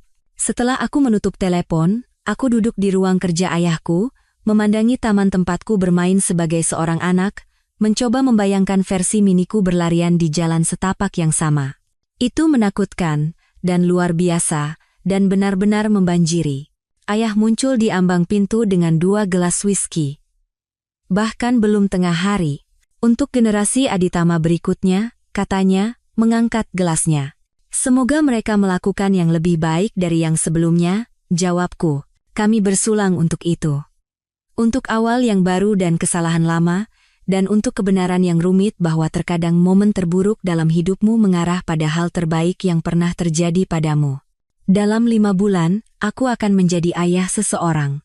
Segala sesuatu yang lain pengkhianatan, penipuan, penyelidikan federal, tiba-tiba terasa seperti kebisingan latar belakang dibandingkan dengan fakta yang sederhana, menakutkan, dan indah itu. Beberapa pelajaran dipelajari dengan cara yang sulit. Yang lain, kau ajarkan. Tahukah kau keindahan dari menyaksikan sesuatu yang kau bangun terbakar habis? Ketika itu terbakar karena pilihan orang lain, kau bisa menikmati pertunjukan tanpa rasa bersalah. Domino pertama jatuh pada Selasa pagi, ketika klien terbesar kami, Hartford Financial, mengeluarkan pernyataan resmi yang mengakhiri kontrak mereka dengan Nusantara Tech dengan segera, dengan alasan masalah peraturan yang sedang berlangsung. Pada waktu makan siang, 3 klien lagi telah pergi. Pada malam hari, harga saham kami telah anjlok 40% dan perdagangan dihentikan. Aku menyaksikan semuanya terjadi dari ruang kerja ayahku, dikelilingi oleh tumpukan koran, situs web keuangan, dan saluran berita kabel yang meliput keruntuhan Nusantara Tech seolah-olah itu adalah bencana alam bisnis. Yang, kurasa, memang begitu bencana alam yang disebabkan oleh keserakahan, kebodohan, dan pengabaian total terhadap prinsip-prinsip akuntansi dasar. Saham Nusantara Tech kembali anjlok hari ini menyusul pengungkapan malpraktik keuangan yang meluas. Seorang pembawa berita SCTV mengumumkan dengan keseriusan profesional yang biasanya diperuntukkan bagi zona perang atau kematian selebriti. CFO perusahaan mengundurkan diri pagi ini dengan alasan perbedaan yang tidak dapat didamaikan dengan arah strategis manajemen, dan sumber yang dekat dengan penyelidikan mengatakan jaksa sedang mempersiapkan tuntutan tambahan. Ayahku membisukan televisi dan menatapku dari atas kacamata bacanya. Bagaimana perasaanmu tentang semua ini? Jujur saja, seperti aku baru saja menghindari peluru seukuran kereta barang. Bagus. Itu berarti kau sedang belajar. Ponselku bergetar dengan pesan dari Ibu Rina, yang secara resmi telah meninggalkan kapal yang tenggelam minggu lalu. Reza baru saja mengadakan rapat seluruh staf. Rumornya mereka akan memberhentikan 60% staf pada hari Jumat. Dan seseorang membungkus mobilnya dengan tisu toilet di tempat parkir. Aku tidak bisa menahan tawa. Reza Prawira, jenius strategis dan inovator manajemen, BMW-nya didekorasi dengan tisu toilet oleh karyawan yang tidak puas. Ada sesuatu yang puitis tentang itu. Hiburan sebenarnya datang malam itu, ketika Reza mengadakan konferensi pers pertamanya dan terakhir sebagai CEO interim. Aku menontonnya di siaran langsung YouTube. Terkadang kau harus melihat kecelakaan kereta api secara real-time untuk benar-benar menghargai kegagalan rekayasanya. Ia berdiri di belakang podium di tempat yang dulunya adalah ruang rapat utama kami, mengenakan setelan yang mungkin harganya lebih mahal dari gaji sebagian besar karyawannya yang tersisa selama sebulan, mencoba memproyeksikan kepercayaan diri sementara suaranya bergetar seperti anak berusia 13 tahun yang mengajak seseorang ke pesta prom. Tuduhan ini sama sekali tidak berdasar. Ia menyatakan kepada ruangan yang penuh dengan wartawan yang terlihat seperti hiu yang mencium darah di air. Nusantara Tech selalu mempertahankan standar tertinggi transparansi keuangan dan kepatuhan terhadap peraturan. Seseorang di barisan belakang mengangkat tangan.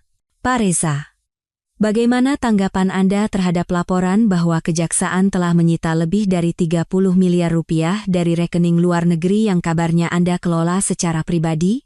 Wajah Reza melewati sekitar 6 warna merah yang berbeda sebelum akhirnya menetap pada warna yang mengingatkan pada lobster yang terlalu matang. Laporan. Laporan itu tidak akurat dan akan ditanggapi melalui tim hukum kami.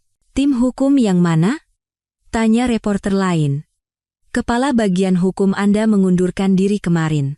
Kami sedang dalam proses untuk mendapatkan perwakilan baru. Dari sana, semuanya menurun. Pertanyaan tentang dana investor yang hilang, dokumen kepatuhan yang dipalsukan, dan mengapa 2 eksekutif paling kompeten di perusahaan aku dan mantan VP operasi keduanya berhenti dalam beberapa hari satu sama lain. Reza tergagap dengan jawaban-jawaban tidak berarti yang membuatnya terdengar seperti politisi yang tertangkap basah dengan celana melorot dan tangan di toples kue. Bagian terbaiknya datang ketika seseorang bertanya tentang Saskia. Ibu Saskia saat ini sedang fokus pada kesehatannya dan mempersiapkan kelahiran anaknya, kata Reza, seolah kehamilan adalah bentuk kekebalan diplomatik dari tuntutan penipuan federal. Apakah benar ia ditawari pengurangan hukuman sebagai imbalan atas kesaksiannya terhadap rekan konspirator? Wajah Reza menjadi benar-benar pucat. Saya tidak tahu apa-apa tentang itu. Tapi aku tahu. Karena Jaksa Naila telah meneleponku sore itu untuk memberitahuku sebelumnya. Tampaknya, Saskia sangat tertarik untuk bekerja sama dengan penyidik federal sebagai imbalan atas pengurangan hukuman dan kemungkinan tahanan rumah alih-alih hukuman penjara yang sebenarnya. Keibuan, sepertinya, telah memberinya apresiasi mendadak terhadap akuntabilitas. Ia mengklaim Reza Prawira adalah dalang dari malpraktik keuangan, kata Jaksa Naila kepadaku. Ia mengatakan ia dimanipulasi dan disesatkan tentang sejauh mana kegiatan ilegal itu. Dan Anda percaya padanya? Saya percaya ia mencoba menyelamatkan dirinya sendiri. Apakah itu termasuk melemparkan semua orang lain ke bawah bus? Kita lihat saja nanti. Konferensi pers berakhir dengan Reza yang praktis melarikan diri dari podium setelah seorang reporter bertanya, apakah benar ia menggunakan dana perusahaan untuk membayar penthouse di Manhattan dan koleksi mobil sport antiknya. Siaran langsung beralih ke layar masalah teknis, yang mungkin merupakan hal paling jujur yang disiarkan Nusantara Tech dalam beberapa bulan. Dalam beberapa jam, video itu menjadi viral. Nusantara Tech runtuh menjadi tren di Twitter, dengan orang-orang memposting meme ekspresi rusa di depan sorotan lampu Reza dan video remix dari jawaban-jawaban tidak berartinya yang diatur dengan musik dramatis. Favorit pribadiku adalah seseorang yang menyunting kutipan kami mempertahankan standar tertinggi di atas rekaman bencana Hindenburg. Pada akhir pekan, semuanya berakhir. Kementerian Ketenagakerjaan memulai penyelidikan atas upah yang belum dibayar. Direktorat Jenderal Pajak menyita aset perusahaan yang tersisa. 3 gugatan class action terpisah diajukan oleh investor yang baru menyadari bahwa mereka telah mendanai gaya hidup Reza dan Saskia, yang sangat mahal alih-alih operasi bisnis yang sebenarnya. Aku mengemudi melewati gedung Nusantara Tech pada Jumat malam, sebagian karena rasa ingin tahu yang tidak sehat, sebagian karena aku ingin melihat akhir dari sebuah era dengan mataku sendiri. Tempat parkir, yang dulu dipenuhi mobil mahal dan profesional muda yang ambisius, hampir kosong. Seseorang telah menempelkan tanda disuakan tulisan tangan di jendela depan, dan di luar, sebuah truk pindahan diparkir, memuat beberapa peralatan yang belum disita sebagai barang bukti. Maya, mantan insinyur kepala kami yang berhenti 3 bulan lalu karena muak dengan kepemimpinan visioner Reza, berdiri di samping mobilnya, memuat kotak barang-barang pribadi. Ia melihatku dan melambai. Wah, katanya saat ia berjalan mendekat. Lihat siapa yang keluar saat keadaannya masih baik. Maya, bagaimana kabarmu? Lebih baik dari kebanyakan orang. Aku tahu ini akan terjadi sejak Reza mulai berbicara tentang aliran pendapatan inovatif yang tidak bisa dijelaskan oleh siapapun. Ia menunjuk ke gedung itu. Bagaimana denganmu? Ada penyesalan? Aku memikirkannya sejenak. 7 tahun hidupku, ratusan jam kerja, jutaan dolar investasi, semuanya direduksi menjadi tanda disewakan dan beberapa video viral. Tidak, kataku, dan aku bersungguh-sungguh. Tidak ada penyesalan. Bagus. Karena rumornya kau akan memulai sesuatu yang baru. Ia tidak salah. Selama 2 minggu terakhir, aku diam-diam menghubungi mantan karyawan Nusantara Tech orang-orang baik, yang pergi karena integritas, bukan karena mereka kehabisan pilihan. Orang-orang seperti Maya, yang telah membangun produk terbaik kami sebelum Reza memutuskan bahwa jargon pemasaran lebih penting daripada rekayasa yang sebenarnya. Mungkin, kataku. Tertarik untuk mendengarnya? Ia tersenyum lebar. Selama tidak ada rekening luar negeri atau konferensi pers di mana CEO terlihat seperti akan menangis. Kurasa itu bisa kujamin. Kami berbicara selama 20 menit lagi tentang jenis perusahaan yang ingin kami bangun. Kepemimpinan yang benar-benar memimpin, bukan hanya mengambil pujian. Budaya di mana orang bisa melakukan pekerjaan baik tanpa harus terus-menerus waspada terhadap pengkhianatan dan penipuan keuangan. Saat aku mengemudi kembali ke rumah ayahku, aku melewati papan reklame yang mengiklankan iPhone terbaru. Ada sesuatu yang anehnya menghibur tentang melihat produk dari sebuah perusahaan yang dibangun oleh orang-orang yang peduli untuk membuat sesuatu yang bertahan lama, bukan hanya menjadi kaya dengan cepat. Besok, aku akan mulai menelepon. Besok, aku akan memulai proses membangun sesuatu yang nyata, jujur, dan tidak akan runtuh begitu seseorang mulai mengajukan pertanyaan tidak nyaman tentang matematika. Malam ini, aku akan menuang minuman dan menyaksikan matahari terbenam di atas menteng, memikirkan kesempatan kedua, awal yang baru, dan kepuasan aneh yang datang dari menyaksikan karma mengejar orang-orang yang mengira mereka terlalu pintar untuk menghadapi konsekuensi. Nusantara Tech sudah mati. Tapi mungkin itu yang harus terjadi sebelum sesuatu yang lebih baik bisa tumbuh di tempatnya. Beberapa hutan harus terbakar sebelum pohon-pohon baru bisa berakar. Beberapa perusahaan harus runtuh sebelum orang-orang terbaik mereka bisa membangun sesuatu yang layak dipercaya. Aku siap untuk menanam benih. Tahukah kau hal yang tidak diberitahukan siapapun tentang menjadi seorang ayah? Saat mereka meletakkan bayimu di pelukanmu, semua yang kau kira penting tiba-tiba menjadi kebisingan latar belakang di hadapan jari-jari kecil yang menggenggam ibu jarimu seolah kau adalah hal terpenting di seluruh alam semesta. Aku menerima telepon pada pukul 03.47 pagi pada hari Selasa di bulan Maret. Tampaknya pantas, mengingat tidak ada hal normal yang terjadi dalam hidupku selama setahun terakhir. Suara Saskia tegang karena rasa sakit dan kelelahan, tetapi juga lebih jernih daripada yang kudengar selama berbulan-bulan.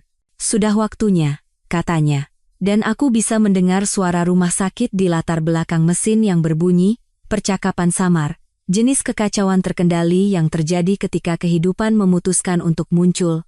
Siap atau tidak? Aku segera ke sana. Aku sudah berkemas dan siap selama 2 minggu, dengan tas di mobil seperti calon ayah yang benar-benar tinggal bersama istrinya yang hamil, bukan di rumah keluarga yang jaraknya 30 mil. Butuh 45 menit untuk sampai ke rumah sakit di pusat kota, melalui jalan-jalan kosong yang terasa seperti lokasi syuting film kiamat, semua lampu lalu lintas yang ditinggalkan dan restoran 24 jam yang bersinar seperti mercusuar dalam kegelapan. Ketika aku tiba, Saskia sudah berada di ruang bersalin, dikelilingi oleh perawat yang bergerak dengan efisiensi terlatih yang datang dari membantu manusia kecil membuat pintu masuk megah mereka secara teratur. Ia terlihat lelah dan takut, dan benar-benar cantik dengan cara yang hanya bisa dilakukan oleh wanita yang sedang melahirkan, seperti pejuang yang bertarung dalam pertempuran yang tidak bisa dilihat orang lain. Kamu datang, katanya, menggenggam tanganku dengan kekuatan yang kurasa bisa menghancurkan kenari. Tidak akan melewatkannya. Dan aku bersungguh-sungguh. Apapun yang telah terjadi di antara kami, pengkhianatan dan kebohongan dan penyelidikan federal yang telah membawa kami ke momen ini, tidak ada yang penting dibandingkan dengan fakta bahwa anak kami akan segera lahir ke dunia. Ini bukan lagi tentang Saskia dan aku. Ini tentang seseorang yang pantas mendapatkan sesuatu yang lebih baik daripada kekacauan kehidupan dewasa yang telah kami ciptakan. 4 jam berikutnya adalah kabut jargon medis, sesi pembinaan yang membuatku merasa sama sekali tidak berguna, dan jenis ketakutan primal yang datang dari kesadaran bahwa kau akan bertanggung jawab untuk menjaga manusia lain tetap hidup selama setidaknya 18 tahun. Setiap kontraksi, setiap bunyi bip monitor, setiap konsultasi berbisik di antara para dokter membuat detak jantungku melonjak seolah aku sedang berlari maraton dengan setelan 3 potong. Dan kemudian, ia ada di sana. Kirana Aditama lahir ke dunia pada pukul 07.23 pagi, dengan berat 2,9 kg, paru-paru yang mungkin bisa terdengar hingga ke Bogor, dan wajah kecil paling sempurna yang pernah kulihat seumur hidupku. Dokter meletakkannya di dada Saskia, licin dan merah dan benar-benar marah karena diusir dari sewa 9 bulannya yang nyaman, dan aku bersumpah, seluruh dunia berhenti sejenak. Sempurna, bisik Saskia. Air mata mengalir di wajahnya saat ia menatap putri kami seolah-olah ia belum pernah melihat sesuatu yang begitu ajaib dalam hidupnya, dan ia memang sempurna. Sempurna dengan cara yang hanya bisa dimiliki oleh manusia yang baru lahir, Sebelum dunia mengajari mereka untuk menjadi rumit dan curiga dan menjaga hati mereka. Sempurna dengan cara yang membuat setiap kesalahan yang telah kulakukan dalam 35 tahun hidupku terasa seperti recehan dibandingkan dengan tanggung jawab untuk membantu orang kecil ini belajar bagaimana menjadi manusia. Ketika mereka membersihkannya dan membungkusnya dengan salah satu selimut rumah sakit yang terlihat seperti dirancang oleh seseorang yang belum pernah benar-benar melihat bayi, seorang perawat bertanya, apakah aku ingin menggendongnya? Aku telah menunggu momen ini selama berbulan-bulan, berlatih dengan boneka dan menonton video YouTube tentang teknik menggendong bayi yang benar seolah-olah aku sedang belajar untuk ujian terpenting dalam hidupku. Tapi ketika ia meletakkan Kirana di pelukanku, semua persiapan itu terbang keluar jendela. Karena tidak ada sama sekali tidak ada yang bisa mempersiapkanmu untuk beban anakmu sendiri. Ia begitu kecil. Sangat kecil, menakutkan kecil. Seluruh tangannya bisa melingkari kelingkingku. Dan ketika ia membuka matanya dan menatapku dengan tatapan bayi baru lahir yang tidak fokus, yang entah bagaimana melihat langsung ke dalam jiwamu, aku mengerti untuk pertama kalinya dalam hidupku apa yang dimaksud orang ketika mereka berbicara tentang cinta pada pandangan pertama. Hai, cantik, bisikku, dan wajah kecilnya berkerut seolah sedang mempertimbangkan apakah akan menyetujui suaraku atau tidak. Rupanya, aku lulus ujian, karena ia meringkuk di dadaku dengan desahan kecil yang terdengar seperti kepuasan. Aku menamainya Kirana, yang berarti seberkas cahaya, karena ia adalah anugerah tak terduga setelah setahun pengkhianatan dan kekecewaan. Karena ia adalah hal baik yang keluar dari reruntuhan pernikahanku. Karena melihat wajah kecilnya yang sempurna membuatku percaya pada kesempatan kedua dan awal yang baru, dan kemungkinan cinta yang tidak datang dengan syarat atau tanggal kedaluarsa. Ayahku tiba 2 jam kemudian, mengenakan blazer di atas piyamanya. Rupanya, bahkan Pranoto Aditama bisa terguncang oleh prospek bertemu cucu pertamanya. Ia berdiri di ambang pintu sejenak, menatapku menggendong Kirana, dan aku melihat sesuatu di matanya yang telah kuharapkan seumur hidupku, kebanggaan yang tidak bersyarat pada harga saham atau kesepakatan bisnis atau memenuhi harapan keluarga. Ia cantik, nak, katanya, suaranya lebih lembut daripada yang kudengar sejak aku masih kecil. Mau menggendongnya? Ia mencuci tangannya 2 kali, mengeringkannya dengan hati-hati, dan mengambil Kirana seolah-olah ia terbuat dari kaca yang baru ditiup dan niat baik. Melihat ayahku pria yang telah menegosiasikan kesepakatan miliaran dolar, menatap tajam para perampok korporat, dan tidak pernah menunjukkan kelemahan di depan siapapun menjadi benar-benar lembut di hadapan bayi seberat 2,9 kg adalah salah satu hal terindah yang pernah kusaksikan. Halo, Kirana, gumamnya, dan ia membuka matanya seolah mengenali suaranya dari semacam ingatan genetik, aku kakekmu.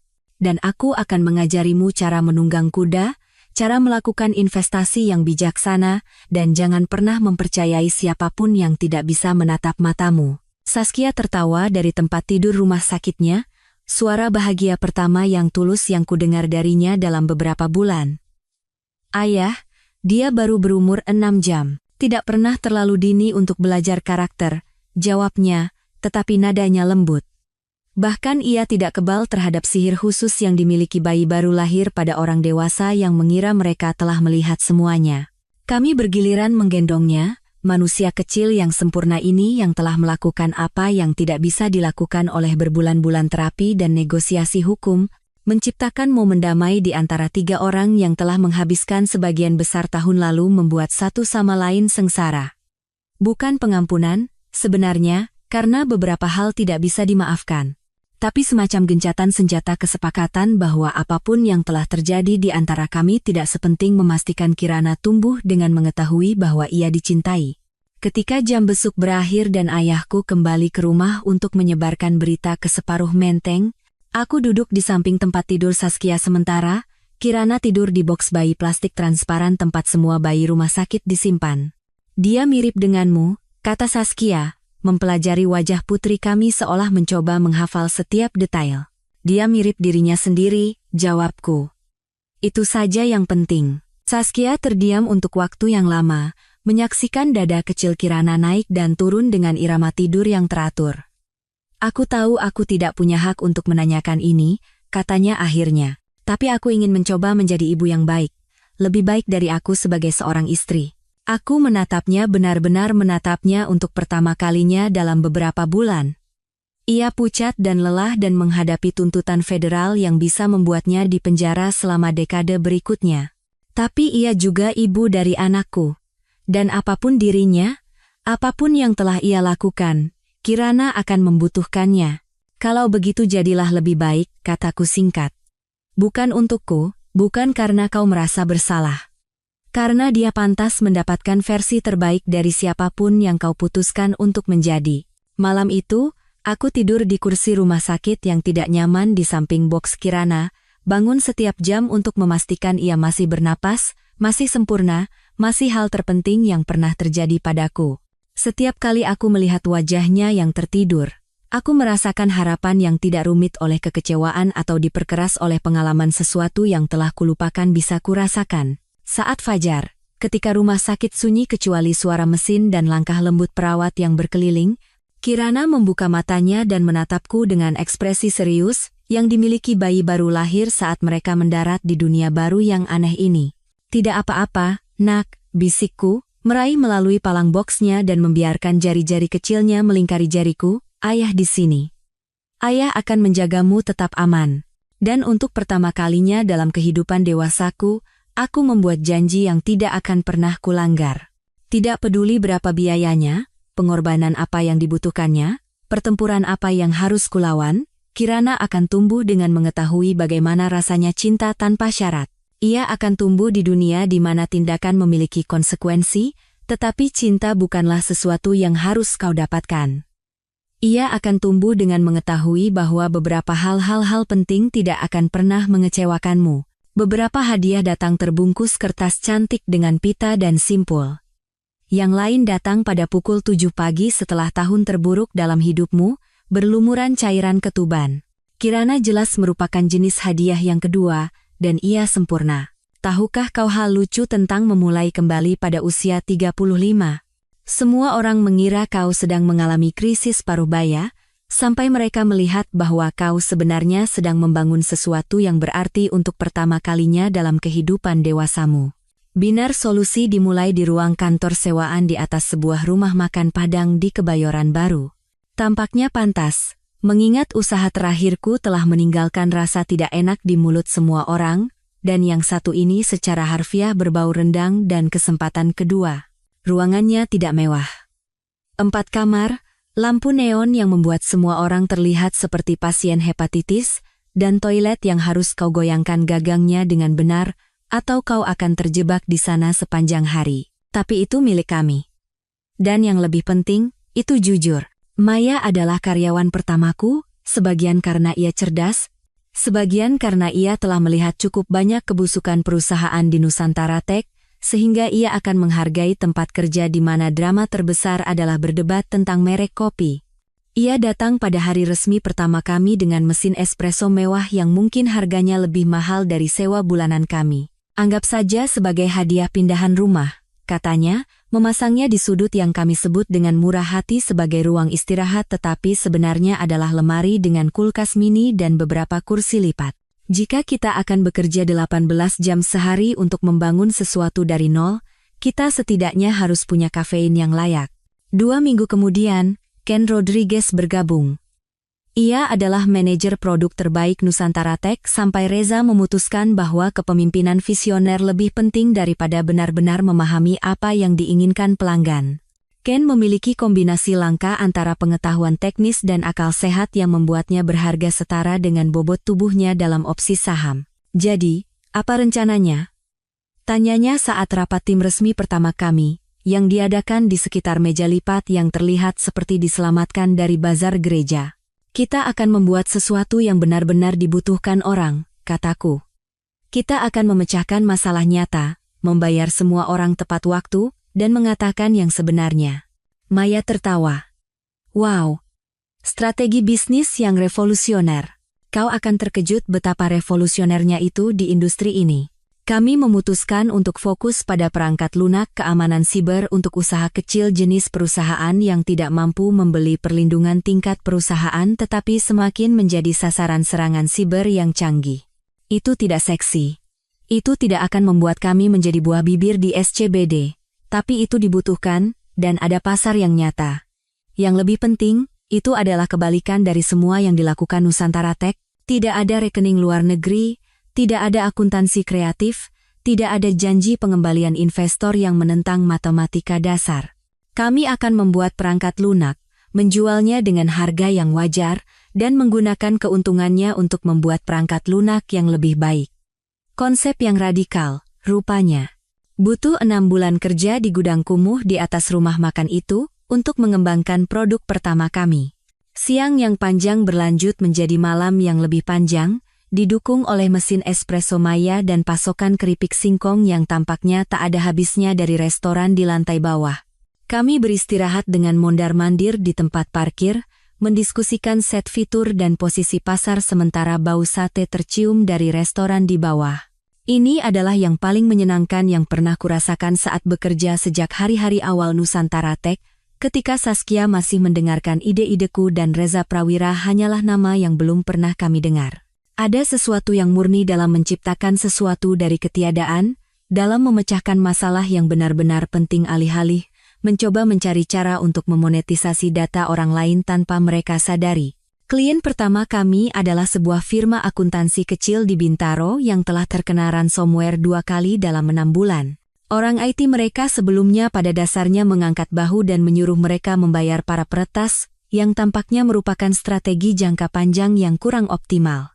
Kami memasang perangkat lunak kami, menjelaskan fitur-fiturnya kepada mereka, dan dalam waktu 2 minggu, mereka mengirimi kami rujukan. Beginilah seharusnya bisnis bekerja, kata Ken setelah klien kelima kami menandatangani kontrak, kau membuat sesuatu yang berguna, orang-orang membayarnya, dan semua orang menang. Jangan terlalu bersemangat, Maya memperingatkan. Kita masih beroperasi di atas restoran dan menggunakan perabotan yang terlihat seperti kabur dari pusat komunitas.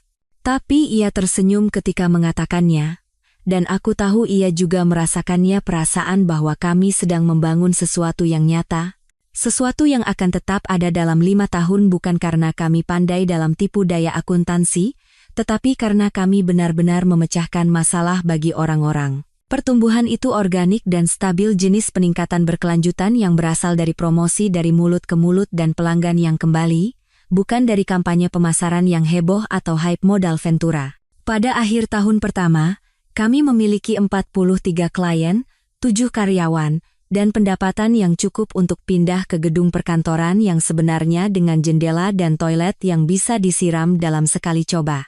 Ruang baru itu berada di sebuah gudang yang telah direnovasi di daerah Blok M, semua bata ekspos dan langit-langit tinggi, jenis kemewahan industrial yang membuat kami terlihat lebih sukses daripada yang sebenarnya. Tapi rasanya benar.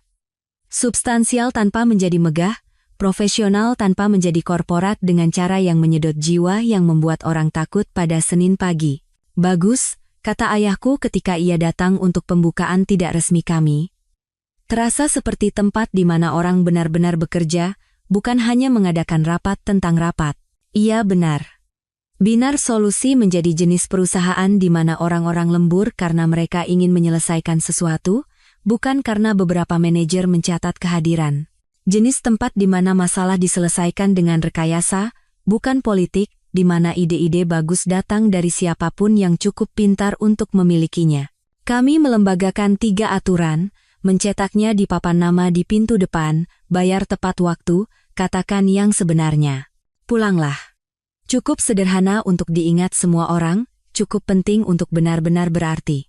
Perhatian media dimulai sekitar 18 bulan kemudian, ketika seorang reporter bisnis menyadari bahwa sekelompok karyawan Nusantara Tech telah berkumpul di perusahaan yang sama dan benar-benar berhasil alih-alih hanya mengeluh dan menjadi pengangguran.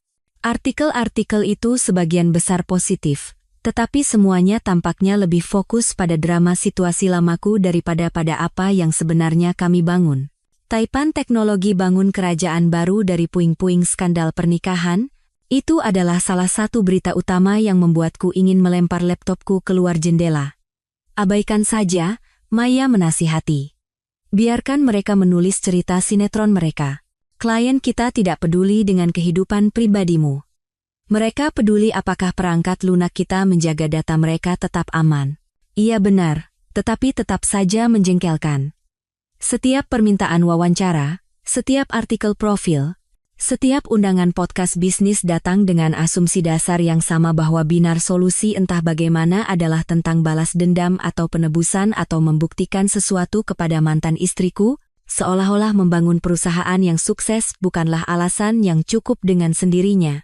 Kenyataannya lebih sederhana dan kurang dramatis daripada cerita yang ingin diceritakan orang.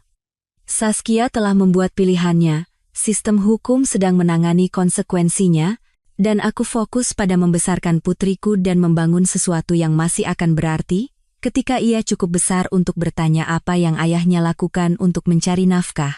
Berbicara tentang Kirana, ia sekarang berusia 18 bulan dan telah mulai tampil di kantor, biasanya diikatkan padaku dalam gendongan bayi yang membuatku terlihat seperti sedang menyelundupkan senjata nuklir yang sangat kecil dan lucu. Tim memperlakukannya seperti maskot, dan ia tampaknya menikmati perhatian itu, mengoceh pada orang-orang saat rapat dan secara umum membuat semua orang percaya bahwa bayi memang pantas berada di lingkungan profesional. Dia akan tumbuh dengan berpikir setiap kantor memiliki perosotan dan kotak jus, kata Ken suatu sore ketika Kirana merangkak di sekitar ruang rapat saat kami sedang mengerjakan presentasi. Ada hal-hal yang lebih buruk untuk dipercaya, jawabku. Ketika seorang reporter bertanya langsung kepadaku tentang Nusantara Tech, aku memberikan jawaban yang sama seperti yang kuberikan kepada semua orang. Saya fokus untuk melangkah maju. Binar solusi adalah tentang menciptakan solusi, bukan mengadili kembali masa lalu. Itu menjadi kalimat standarku, yang diulang begitu sering sehingga Maya mulai mengukur waktu berapa lama bagi wartawan untuk mengajukan pertanyaan itu. Rekornya saat ini adalah 47 detik, dari halo hingga jadi, ceritakan tentang perusahaan lama Anda. Tetapi kenyataannya adalah, kecuali ketika orang-orang mengungkitnya, aku jarang memikirkan Nusantara Tech. Saskia akan diadili dalam 6 bulan. Reza Prawira telah menghilang ke dalam lubang apapun yang dimasuki orang ketika hidup mereka menjadi sebuah kisah peringatan. Dan perusahaan yang dulunya adalah seluruh duniaku sekarang hanyalah sebuah entry dalam berkas pengadilan federal. Binar solusi, di sisi lain, sedang berkembang. Pertumbuhan nyata. Pertumbuhan berkelanjutan. Jenis yang berasal dari memecahkan masalah nyata, alih-alih menciptakan produk keuangan canggih yang tidak dipahami siapapun. Kami untung, karyawan kami senang, dan klien kami mengirimi kami email ucapan terima kasih, bukan surat panggilan pengadilan.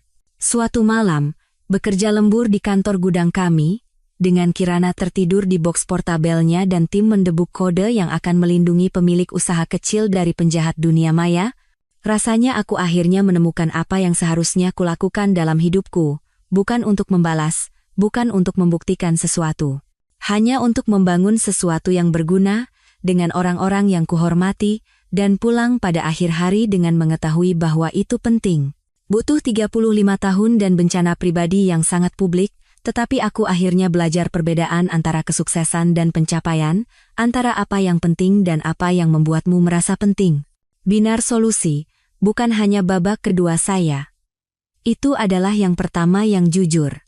Tahukah kau hal lucu tentang menemukan kedamaian? Ia tidak mengumumkan dirinya dengan kembang api atau sampahnya. Ia hanya muncul suatu malam ketika kau duduk di beranda ayahmu, menggendong putrimu yang berusia 2 tahun, sementara kunang-kunang berkedip melintasi halaman seperti lampu Natal kecil, dan kau menyadari bahwa untuk pertama kalinya dalam kehidupan dewasamu, kau berada tepat di tempat yang seharusnya. Kirana tertidur di dadaku setelah pertarungan epik menjelang tidur yang melibatkan 3 cerita, 2 lagu, dan negosiasi yang sangat serius tentang apakah gajah mainan perlu menyikat gigi. Ia mulai terasa berat, semua kaki gemuk dan bau sampo bayi dan rasa manis khusus yang hanya dimiliki oleh anak-anak yang belum belajar mengkhawatirkan hari esok. Ayahku duduk di kursi goyang di sampingku, membaca laporan keuangan yang mungkin mengendalikan PDB negara-negara kecil, kacamata bacanya bertengger di hidungnya. Tapi bahkan ia tampak lebih santai belakangan ini, seolah-olah kurang didorong oleh kebutuhan konstan untuk mengakuisisi dan mencapai yang telah mendefinisikan sebagian besar kehidupan dewasanya.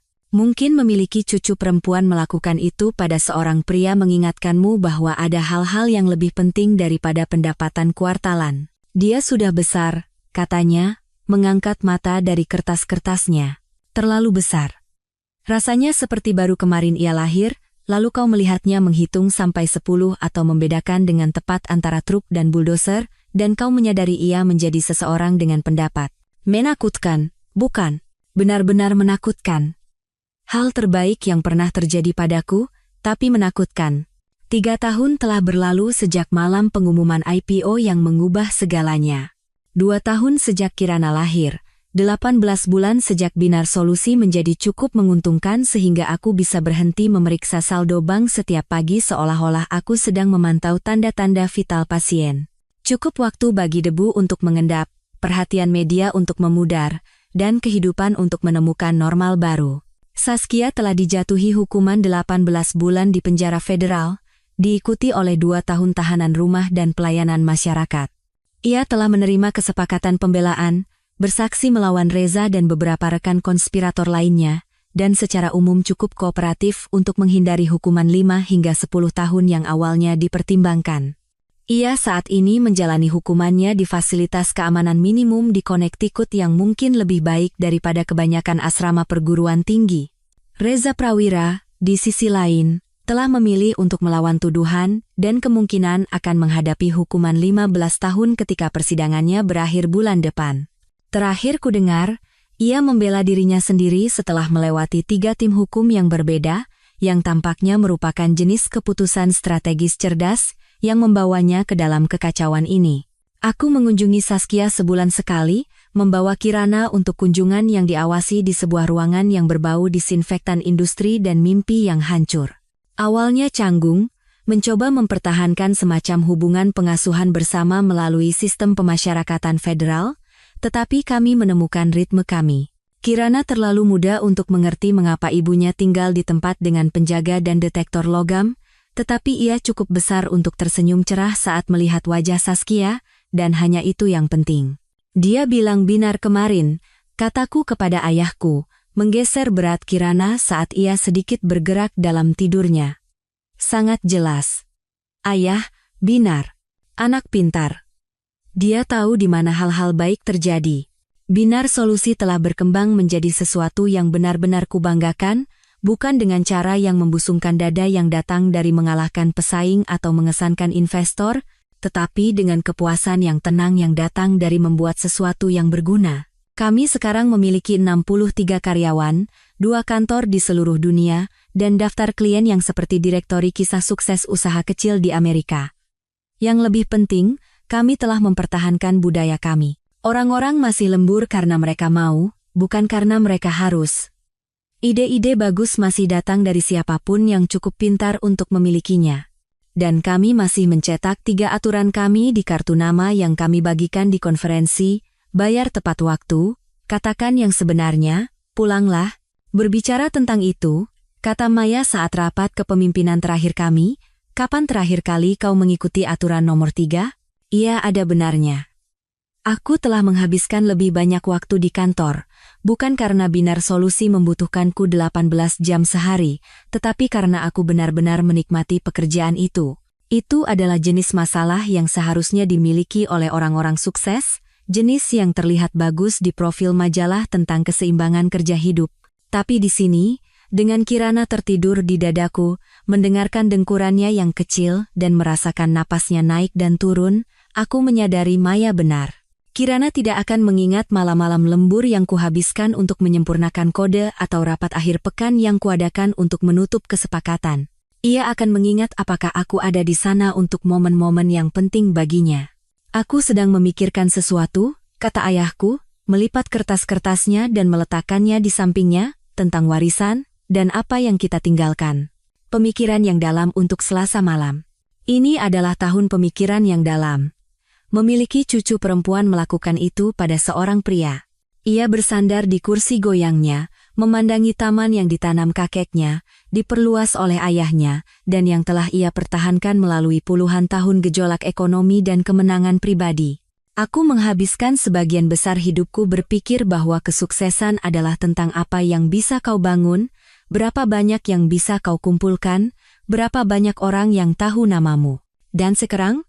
Sekarang, kupikir kesuksesan adalah tentang siapa kau saat tidak ada yang menilai. Apakah orang yang kau cintai merasa dicintai? Apakah kau tidur nyenyak di malam hari, karena kau menghabiskan harimu melakukan pekerjaan yang penting? Kirana bergerak lagi, mendesah kecil yang berarti ia beralih dari tidur nyenyak ke jenis tidur ringan yang akan membangunkannya sepenuhnya. Aku berdiri dengan hati-hati, berjalan ke tepi beranda di mana udara malam lebih sejuk, mengayunnya dengan lembut. Rumah keluarga Aditama terbentang di depan kami, 37 hektar tanah yang terawat sempurna yang telah menjadi milik keluarga kami selama lebih dari seabad. Aku tumbuh dengan berpikir tempat ini normal, menghabiskan usia 20-an dengan berpikir itu adalah beban, dan menghabiskan awal 30-an dengan berpikir itu adalah simbol dari semua yang salah dengan kekayaan warisan dan hak istimewa yang tidak pantas. Sekarang, di bawah cahaya redup beranda, menatap wajah damai Kirana, aku menyadari itu hanyalah rumah. Bukan karena uang atau sejarah atau arsitektur yang mengesankan, tetapi karena disinilah 3 generasi pria Aditama belajar menjadi ayah, dan disinilah Kirana akan belajar apa artinya dicintai tanpa syarat. Ingat ketika kau berencana untuk mengumumkan warisanmu di acara IPO itu? Ayahku bertanya pelan. Aku hampir tertawa. Ya Tuhan. Rasanya seperti seumur hidup yang lalu. Aku begitu terobsesi untuk membuktikan bahwa aku lebih dari sekadar suami yang berbakti pada Saskia, bahwa aku memiliki identitasku sendiri dan pencapaianku sendiri. Dan sekarang, aku tahu, identitasku bukanlah sesuatu yang kuumumkan kepada 300 orang asing di sebuah aula. Itu adalah cara hidupku setiap hari, bagaimana aku memperlakukan karyawanku, bagaimana aku membesarkan putriku, bagaimana aku menangani kesuksesan dan kegagalan dan semua hal rumit di antaranya. Kirana membuka matanya, masih sebagian besar tertidur tetapi dengan kedipan lambat yang tidak fokus itu untuk memastikan aku masih di sana. Ketika ia melihat wajahku, ia tersenyum bukan senyum sosial yang dipelajari bayi untuk memikat orang dewasa, tetapi ekspresi murni dan tidak sadar dari seseorang yang merasa benar-benar aman dan dicintai. Hai, cantik, bisikku, dan ia mengeluarkan suara ocehan kecil sebelum menutup matanya lagi. Itu, kata ayahku dengan lembut, adalah seperti apa kesuksesan itu. Iya benar. Bukan sampul majalah, atau penghargaan bisnis atau opsi saham atau metrik lain yang telah kugunakan selama sebagian besar kehidupan dewasaku, kesuksesan adalah momen ini. Perasaan berada tepat di tempat yang seharusnya, melakukan pekerjaan yang paling penting. Besok, aku akan pergi ke Binar Solusi dan mengerjakan solusi untuk masalah yang membuat pemilik usaha kecil terjaga di malam hari. Besok, aku akan membuat keputusan yang memengaruhi 63 karyawan dan keluarga mereka. Besok, aku akan terus membangun sesuatu yang akan bertahan dari kehancuran pasar dan pergeseran industri dan semua kekuatan lain yang menghancurkan perusahaan yang dibangun di atas hype alih-alih nilai. Tetapi malam ini, aku hanyalah seorang ayah yang menggendong putrinya, seorang putra yang duduk bersama ayahnya, seorang pria yang akhirnya belajar bahwa keberadaan lebih berharga daripada pencapaian. Bahwa lebih baik dikenal oleh orang-orang yang penting daripada dikenal oleh semua orang yang tidak. Beberapa kemenangan dimenangkan di ruang rapat dan diumumkan dalam siaran pers. Yang lain dimenangkan di saat-saat hening, ketika kau menyadari bahwa kau telah berhenti berlari mengejar sesuatu yang kau kira kau inginkan, dan mulai berjalan menuju sesuatu yang benar-benar kau butuhkan. Aku telah menghabiskan 7 tahun mencoba menjadi pria yang kukira Saskia inginkan. Kemudian 1 tahun lagi mencoba membuktikan bahwa aku lebih baik daripada pria yang telah ia khianati. Sekarang, akhirnya, aku hanya mencoba menjadi pria yang akan dibanggakan Kirana untuk disebut sebagai ayahnya. Itu adalah tujuan paling sederhana yang pernah kutetapkan untuk diriku sendiri, dan yang paling penting yang pernah kucapai. Kunang-kunang terus berkedip melintasi halaman. Kirana terus tidur di pelukanku. Dan ayahku terus bergoyang di kursinya. Dan untuk pertama kalinya dalam hidupku, aku tidak ingin berada di tempat lain, atau menjadi orang lain. Beberapa cerita berakhir dengan balas dendam atau pembenaran atau gestur dramatis untuk membuktikan suatu hal.